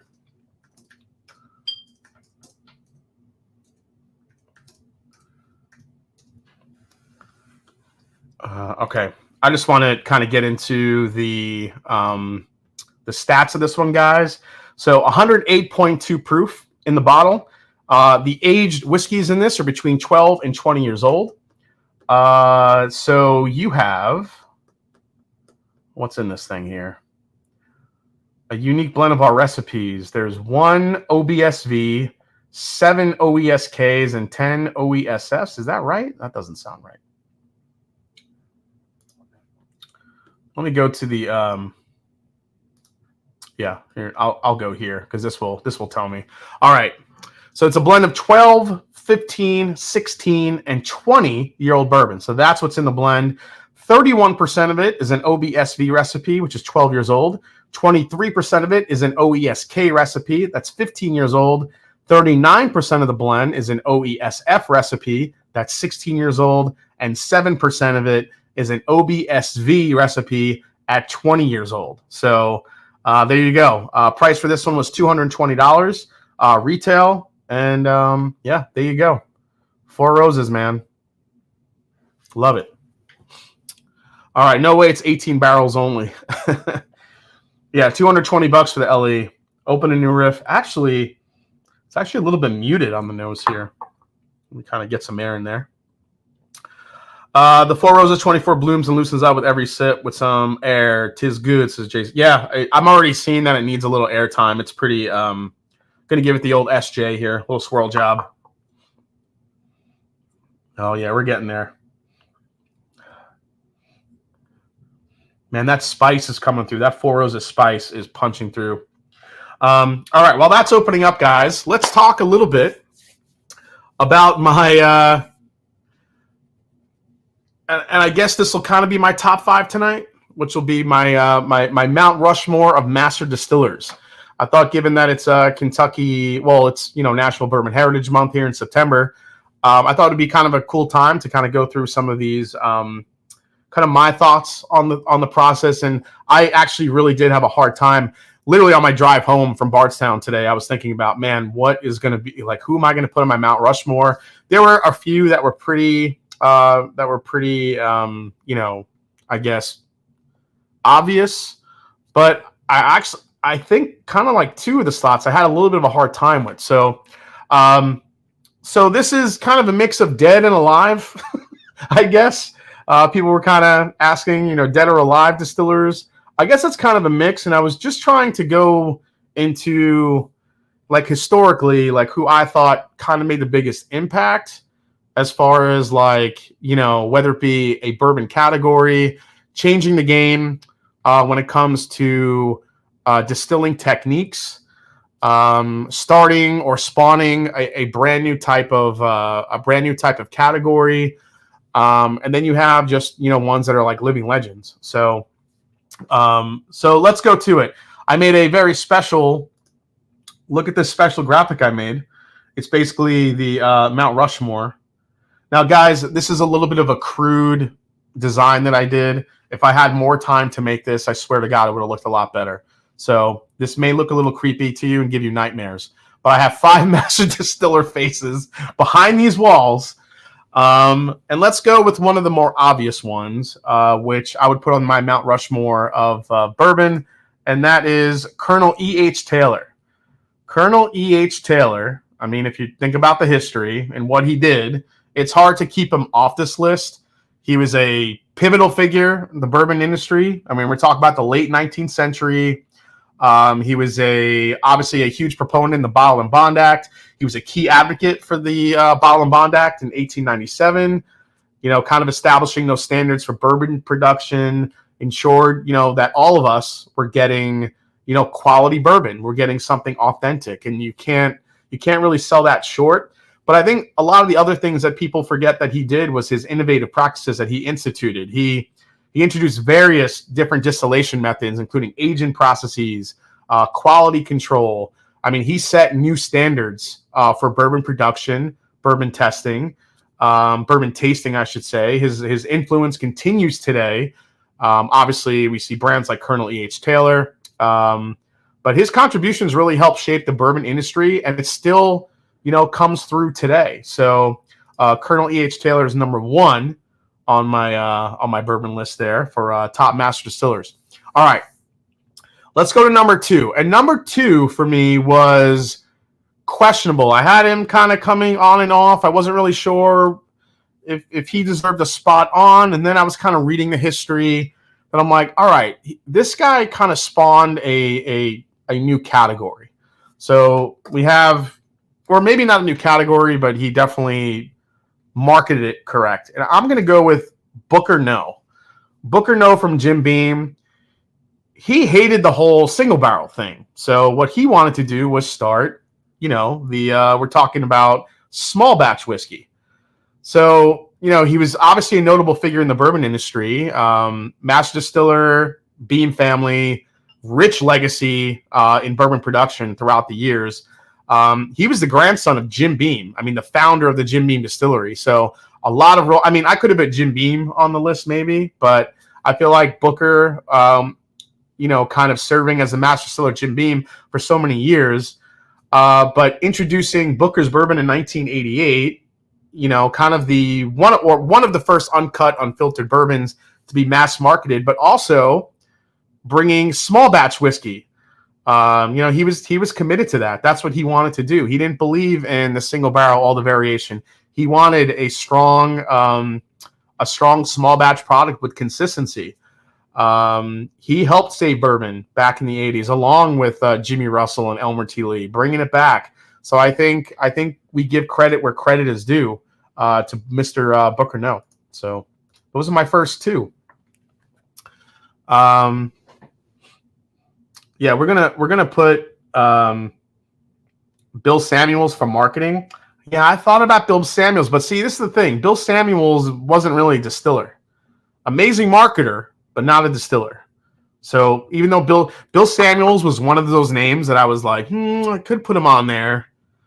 But even Bill Samuels Jr. today, he doesn't really, he doesn't consider himself a distiller. He knows the profile, he knows what he wants, but I wouldn't consider him a distiller. But I do think Maker's Mark has, if there was a marketing Mount Rushmore, Maker's Mark is probably number 2 behind Blanton's. So I once sat with Booker at a bar in Indianapolis where he poured whiskey out of a mason jar into a pint glass, but put a bib on his chest and drank 14 ounces straight from the glass.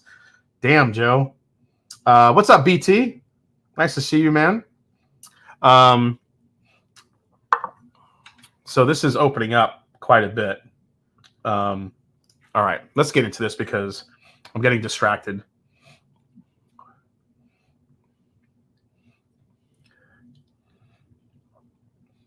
Off the bat, I get cigar. I get tobacco. I get I get sweet tobacco all day on this up front, at least on the nose. And I'm wondering if it's that 20-year whiskey that's in there. It's giving me a lot of tobacco up front on the nose here. It's very spice-driven, as normally I would get from a Four Roses. I love the nose on this. This is allspice, nutmeg. Oh, man, is this opening up beautifully. Wow.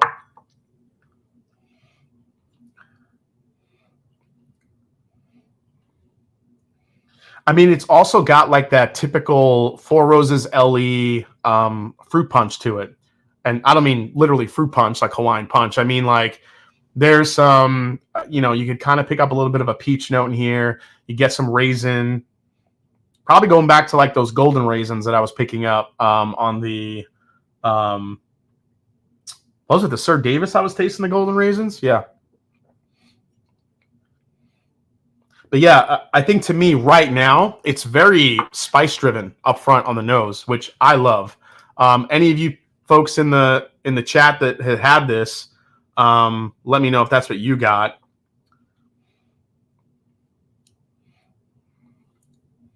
Oh, man.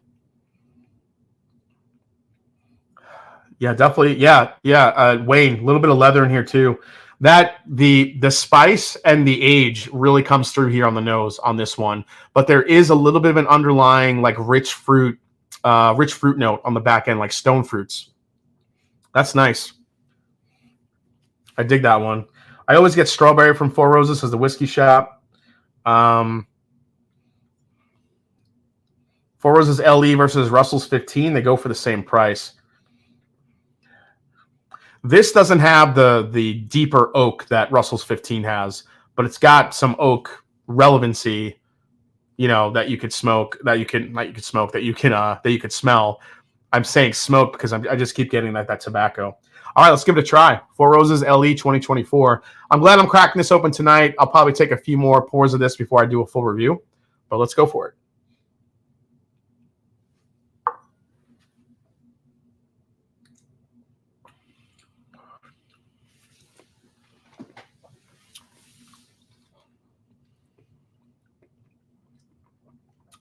Still get that spice,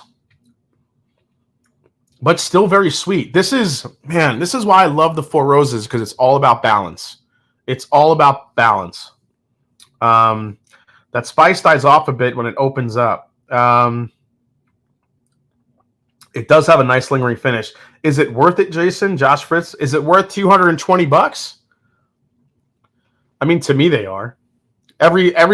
I've never had a Four Roses LE, and this is why, Josh. For me, a Four Roses LE, every single one that I've ever bought, every single one that I've ever purchased has never let me down. They're different, yes. Are some better than others? Yes.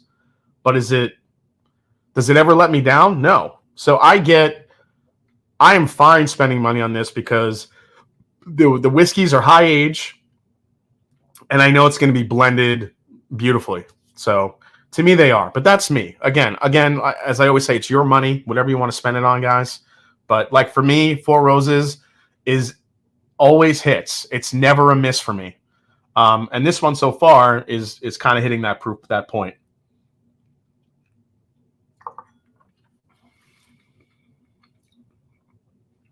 It's got that four rosy spice punch right in the mid palate. But there is some really nice rich fruits to back it up. So front of the palate, I was waiting for it to kind of get like that Pop Rocks effect. And you get it somewhat. But,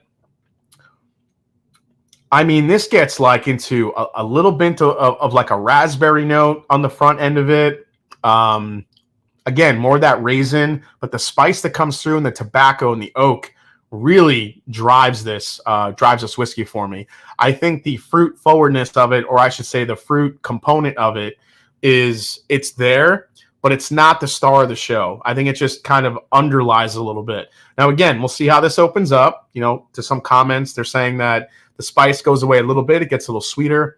We'll see what happens. But it's got these dark aged and fruit forward notes that I think is what makes the Four Roses so good. I would even go as far as saying that this is probably a better balanced bourbon than Russell's 15. But Russell's 15, I think, just in the flavor and the density of it, is a more special whiskey. But I think the balance of the Four Roses LEs are second to none. Yeah, such good like sticky, sweet flavors, kind of intermingled with like the all that spice. That's really, really good. I'm digging this one so far.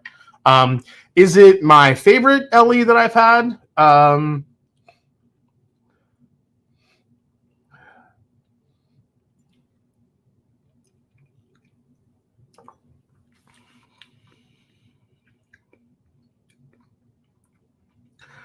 It's got, I mean, the finish is pretty long for something that's only 100 and what was it, 118?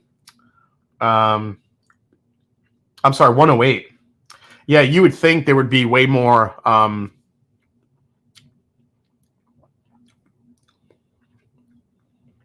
Man, it's a pretty rich whiskey for something only 108 proof. You feel like you would want more of it. You'd want more proof in it, but I think it's kind of perfect. I love the balance of it, the spice, the sweet. This is yeah, Dara, I would agree with you. At least I'm going to give this some time. I don't think it's the best LE that I've had. Like, do I have the 2023 left anywhere?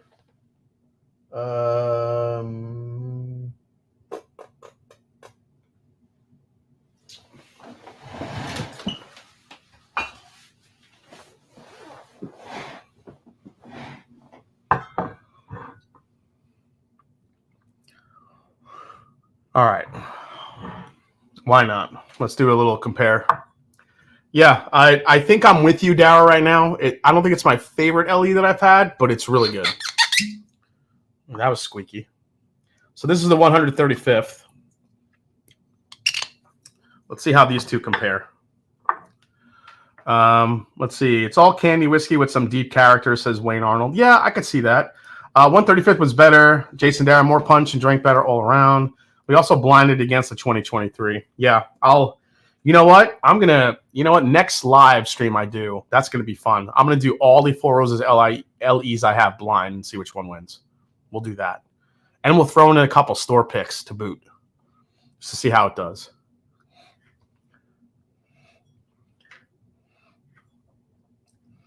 So I'll say this. The 2024, I actually like it a little bit better on the nose, but I like those darker spice-driven flavors. I think that's why I like it a little bit. The 135th for me is a little bit sweeter, but man, that age really comes through on the 135th. But it's more of like that sweet, rich oak, whereas 2024 is a little bit more spice-driven.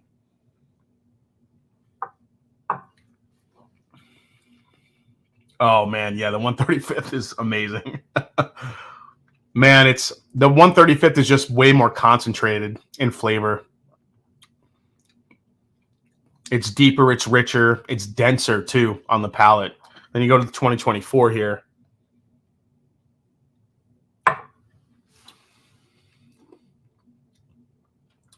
Yeah, 2024 for me it's spice. It is spice driven. And even if that dissipates over time, I feel like that's locked in to the blend. I feel like it's just gonna like blow it away. Not blow it away, but I think it's just gonna. We'll see if it dissipates away that spice, as people are saying. But man, that is good stuff. Kenneth, I did not forget about you. I will get your sample out for you tomorrow, so don't worry about it. Yeah. I think 135 is probably going to be mostly people's favorites because it's so dense and icky, sticky, gooey, sweet, good with the oak on the back end. It's so good. And it's just so rich. Man, I put quite a dent on this one. The 2024, as far as right now, you're talking about spice cabinet in a glass.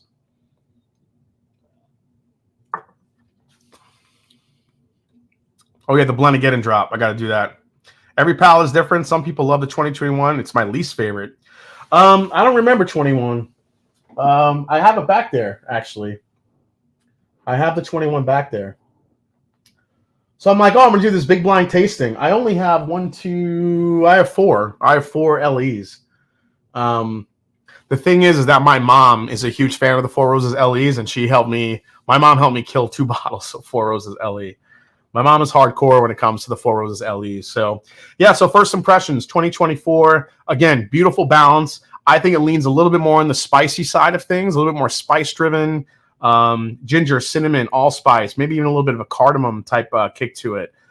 Very heavy sweet tobacco on there as well, a little bit of leather.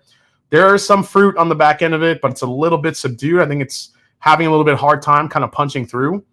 To those through like those oaky and spice driven notes, but still really great balanced bourbon. And again, for me, I'm happy to buy one of these each and every year. So we'll see how it opens up. In full review, probably coming really soon. So I'll leave the 135th here. I'm actually going to blend these two. That's what Four Roses is. Just a bunch of blends. There you go. All right, let's get back to it. God bless Mama C. Off the subject, but Bardstown Disco 12 or K-Luke 10 is better. Oh, dude. I don't know. I can't even. I gotta like do that comparison at some point. But I'll say they're close. They're close. I'll say that. Okay. So here are our first two. Let's go to number 3. Number 3, I think you guys all maybe you expected this one to be on it. Maybe you didn't. It is Mr. Parker Beam. That's right. Let that image haunt your dreams tonight. Parker Beam is a legend, guys. I mean, he began his career at Heaven Hill. You're looking at the year, I think, 1960. He worked alongside his father, Earl Beam. Master Distiller shifted from father to son in 1975. That's when Parker Beam became Master Distiller. He developed the company's and the industry's first super premium small batch bourbon called Elijah Craig Small Batch. It was the company's first single barrel bourbon, and Evan Williams vintage single barrel as well. So you're kind of, you're a beam. So you're kind of set to follow in the footsteps of either your father, grandfather, cousin, uncle, whoever it may be. He said back in 2007 in an interview, he said another industry patriarch, Bill Samuels Jr., called his longtime friend one of the good guys. For some people, living up to a legendary family name can be a burden, but not so for Parker. During the last 20 years, many of Parker Beam's creations, including Evan Williams, Elijah Craig Small Batch Single Barrel, Rittenhouse Rye, and a bunch of others have won, a ton of awards. He kind of changed the game with some of his distilling processes that he instituted at Heaven Hill that are still being used today. During his years, he lost his battle to ALS, and we raised funds for him, helping to find a cure with, the purchase of every single Parker's Heritage bottle that comes out. So Parker Beam, I think, deserves a spot on this list. What say you guys? Jimmy will be on the left. One of these on the mountain has to be Hawk. I'm trying to figure out if you're putting Slip and Jimmy on the right or left. That's how you make a legend. 2021 has too much of that OBSQ in it, that herbal floral note. Yeah, I think a little bit of that is in the 2024, but not much of it. TCT, 15-year Seelbach.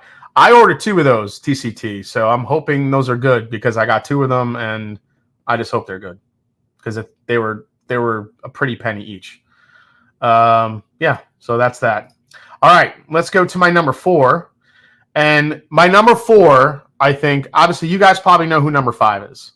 But number 4, this was the hard spot I had because I had a bunch of different names on here. I had Jim Rutledge. I had Elmer T. Lee. I had Larry Ebersol. Larry Ebersol might be a name you guys may not be familiar with, but he was the one that came before Greg Metz, and he is the grandfather of rye whiskey, basically. He's an absolute legend. I had him in the mix. Who else did I have in the mix for Master Distiller in that spot? Yeah, I didn't have Maker's Mark. I didn't have George T. Stagg. Somebody was like, you should put Jack Daniels on there. Jack Daniels wasn't really a distiller. The distiller was, nearest. So I wasn't putting Jack Daniels on there.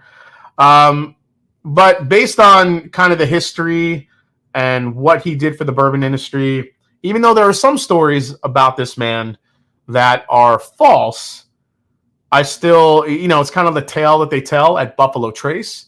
I gave it to Mr. Elmer T. Lee. They're all the way on the right. Elmer T. Lee on the right. So here was the thing with Elmer. And when I was thinking about it, Elmer T. Lee, he was born in 1919. He graduated from Frankfurt High School in 1936. In 1984, Elmer introduced the single barrel bourbon concept to the world with Blanton's single barrel bourbon in honor of Colonel Albert B. Blanton. So a little bit of a story distinction there. If you look at the history, there were new owners that bought Shenley Distillery or George C. Stagg Distillery, Ferdy Falk and Robert Baranaskis. Those 2 men came in when they owned at the time Buffalo Trace.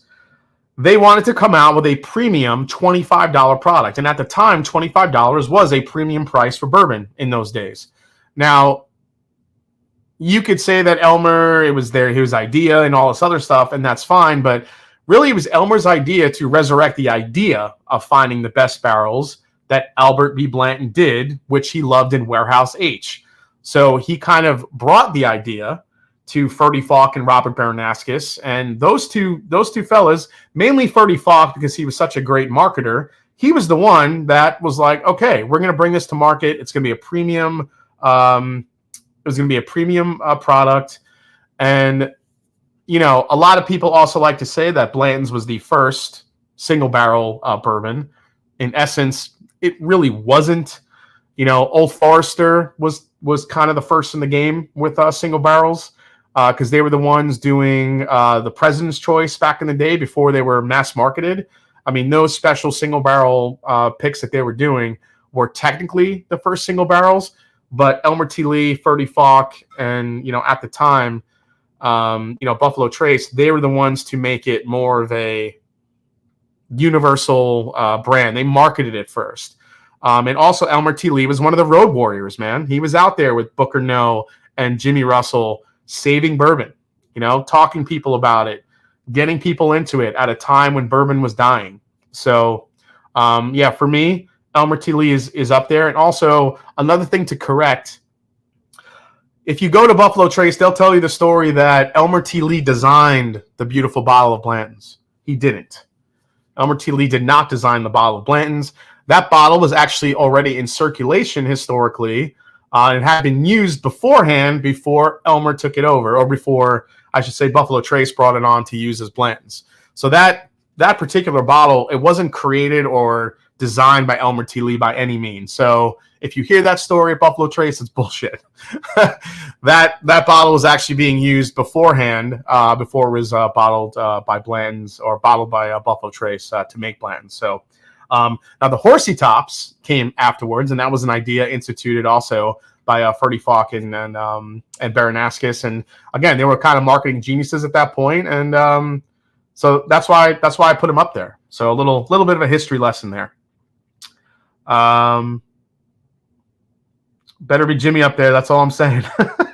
Elmer, you sit on a throne of lies. Yeah, first one is going to be Bootylicious on the mountain. But no, the first one is obviously Jimmy Russell, guys.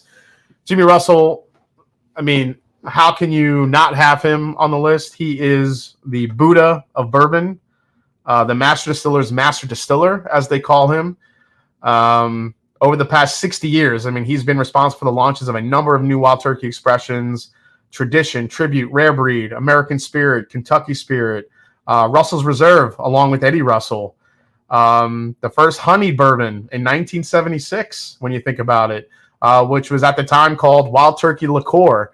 A lot of people know the evolution of the product, American Honey, but he is also responsible for making sure the legacy of Wild Turkey stays intact.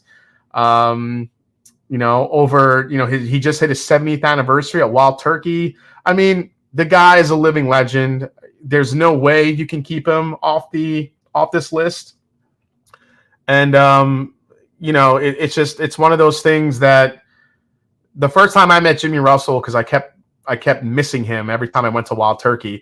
The first time I met him and talked to him, not to wax poetic here, but I actually shed a little bit of a tear because he reminded me of my grandfather a little bit. And there was something about him, just the way he told stories and the way he talked. I don't know, I got a little bit emotional about it. That's all I'm going to say. I didn't cry. It was only allergies. I'm just saying, I'm just kind of standing around him and just kind of learning more about him. And he was crazy. So this is my Mount Rushmore of Master Distillers. Would love to get your guys' take on it. If you guys have an idea of who your 5 Master Distillers of bourbon would be, leave them down in the comments below. Would love to hear who your top 5 would be. Maybe we could talk about that. I also had an interesting thought that I maybe could have, like, if there was a 6th head I could have put there. And I don't know if you would consider him a Master Distiller, but Dave Pickerel. Dave Pickerel, for so many years, launched these amazing craft whiskey brands. I mean, his knowledge and what he did, I think he deserves some sort of a spot on that mountain, whether it be a little, I don't know. I think Dave Pickerel deserves some sort of recognition on a Mount Rushmore like that, just because of what he did to craft whiskey and his contributions to it. Cheers to David Pickerel. We miss you. And cheers to everybody else who is left us that was on that list.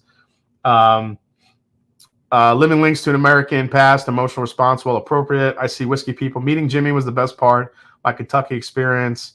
Hawk doesn't get a spot yet. But I think Dave Pickerel, to some extent, has some extension, maybe a small statue to him in and around that Mount Rushmore for what he did with craft whiskey. You went back to your car and cried like a baby. No, I was just kind of standing there, just kind of, he's there. Yeah, so much, man. Let's see here. Yeah, love that he's still with us. Absolutely. Number one is Brothers Bond. Yeah.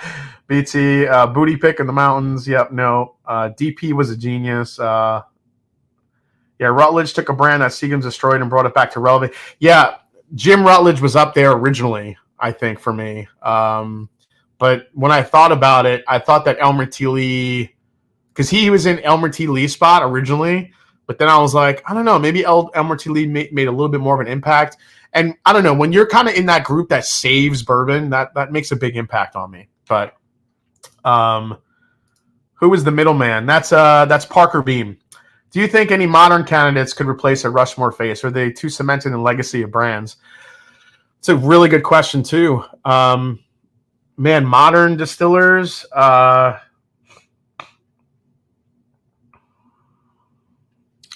mean, it's tough because master distiller these days a lot of it's very automated. So, not to take away from what master distillers do, but a lot of it's just not like how it used to be. So I think it's hard for people to take a current master distiller and put it in the context of someone that did it, 40 or 50 years ago. It's just a different animal these days. Everything is a lot more automated. A lot of people are like, oh, it's, pressing buttons and switches, that's fine. Another name I had on the list was Steve Nally. Steve Nally, who's at Bardstown Bourbon Company. I mean, he is the wheat king. He is the wheated bourbon king. He, even outside of Bill Samuels, if I was going to put someone from Maker's Mark on that list, it's going to be Steve Nally. He is one of the greatest master distillers that I think people don't talk enough about. What he did for wheated bourbon, I should say, with Maker's Mark, distilling some of that stuff. And what he's doing now currently at Bardstown, doing the high wheat and their wheated bourbon is absolutely delicious stuff. What better person to, have make that stuff and craft that stuff in today's market? It's incredible. In terms of distilling knowledge, Alan Bishop, I think Wolf of Bourbon Street, he would probably be the one person that could make a punch up there. Even Ian Stursman from MGP, even though he's very young, that guy is super knowledgeable and he's kind of a genius. He's a low-key genius. I mean, Nancy, I think that's another Mount Rushmore. If we're talking about blenders now, Nancy's number one on the list as far as blenders go. But we could talk about other blenders if you want. But as far as for this video, guys, let's stick to your top 5 master distillers of bourbon. Put them down in the comments below. Let's see what you come up with. And let's see if we can kind of come up with a list because I think it'd be really interesting to do a video on it. So, yeah, go for it. Jason C, next stream is Dumbasses of Whiskey. I should be at least top 25. So really quick, guys, it's 11 p.m. That's fine. I'm gonna do a quick blind tasting here with you guys. So quick reminder, I am not live next week. I'm gonna take a week off because next week is the Bardstown Blitz. So I'll be heading down to Bardstown next week. So we'll be off next week, just to let you guys know. So there you go. But we'll be back the following week. And it looks like we're going to be doing a Four Roses LE blind taste test. So, all right. So this is a blind tasting given to JD Fritches in the chat. JD Fritches in the chat gave me this one. So we'll see. Oh, Greg Metz. Greg Metz. Yeah. You know what? Greg Metz should be on there too, dude. But who would you replace? Who would you take out in place of Greg Metz? That's the problem. Who would you take out? Even though Greg Metz distilled some amazing stuff. I don't know, man. Greg Metz would probably be more of a current distiller that I would put on that list with Alan Bishop. Greg Metz, Alan Bishop. Who else?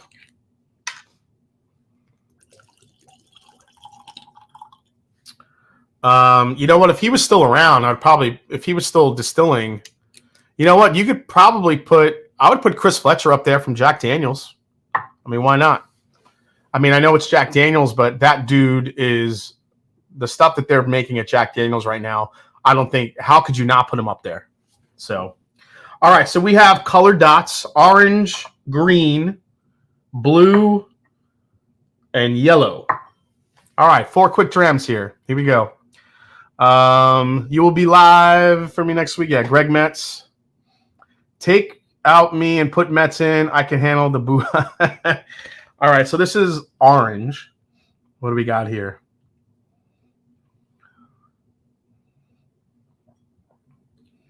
Oh my God. It tastes like candy apples. Apples all day long. Apples. Apple cinnamon.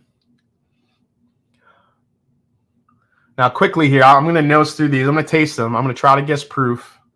And I'll try to maybe guess what it is. Let's see.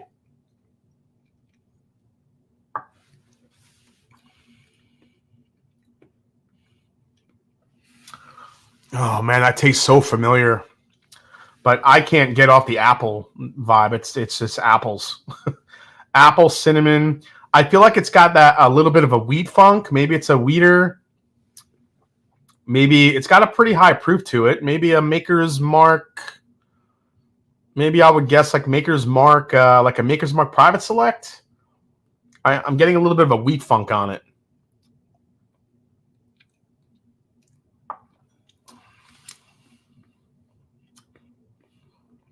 Yeah. Man, that is so. It's is it red apple? Is it Granny Smith apple? It's a lot of apples. Young MGP or Woodinville? I don't know if it's Woodinville.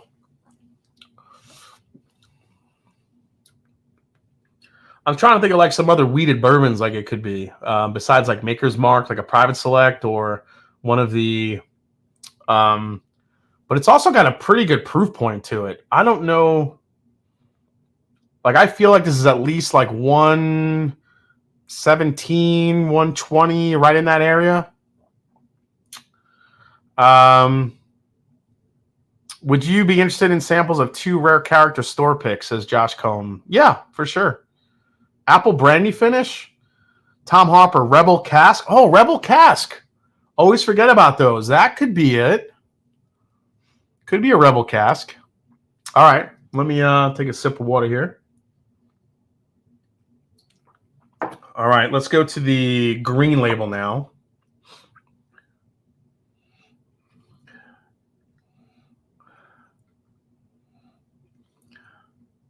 Oh, wow. I think I know what this is. This smells like toasted marshmallows. So if it's something toasted, it's got to be something toasted. This is straight up marshmallows. Holy crap.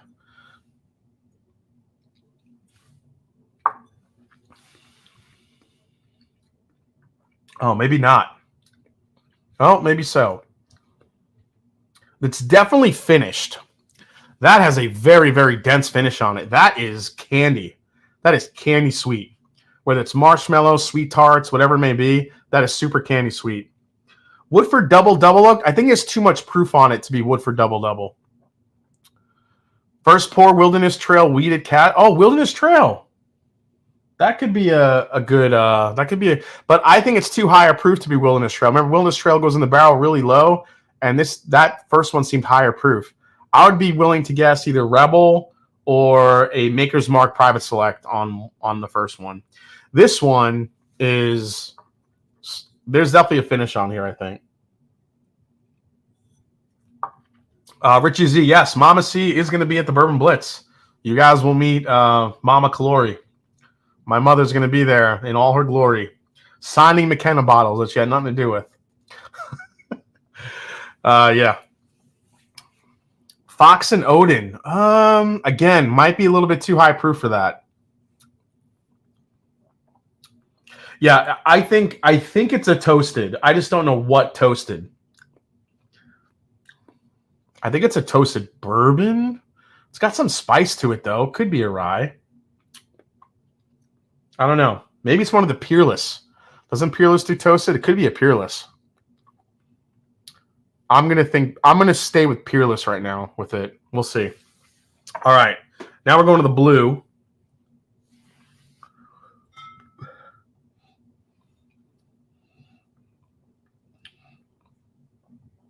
Smells like Dickel. JD, did you give me Dickel? Son of a bitch. That's Dickel all day long. You know, I'm going to drink that last because I don't want to screw up my palate. I smell it right away. It smells like Dickel. All right. What's yellow?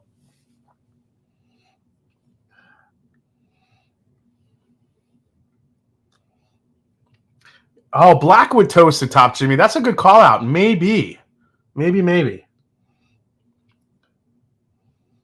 This one, that one's...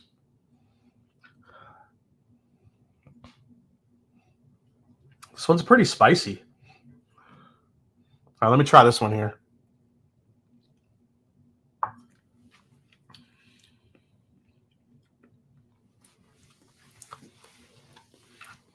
That's Four Roses.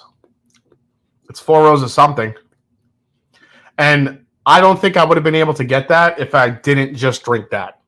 But I think that's Four Roses. So, guesses here. This is either a Maker's Mark, some kind of Maker's Mark weeded product, or maybe a Rebel. This was the apple one. This one is something toasted or finished. I can't figure out what this one is, though. God, it's so...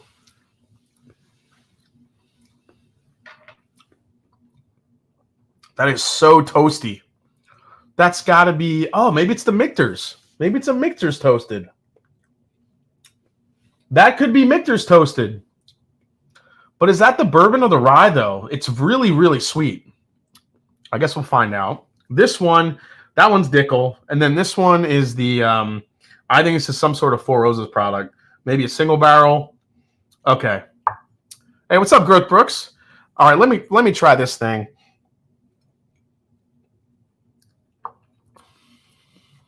Oh, that's fucking awful. Oh, God. Why is that so bad? Ugh. That is like... It's like concentrated Flintstone vitamins. Oh, Jesus. No, thank you. Okay, I think we have our guesses here. All right. I think I have my guesses. Let's go to the reveal. It's got some electric tape here. Let's see how we did, guys. By the way, we're going to be doing a quick... we have, if you're a patron, going to be doing a pretty cool announcement here following this live stream. Hawk will be on, so stay tuned. Let's see what we got here. All right, first one up was the yellow. I said it was Four Roses. This is... This is a homemade Four Roses. I got to stop drinking this shit. Homemade Four Roses small batch LE. So it's a 10-year, 1-month OBSV, a 10-year, 7-month OESF, and a 9-year, 10-month OESK. Yeah, dude, that came in as straight up Four Roses. So, yeah. What is this shit? The blue one.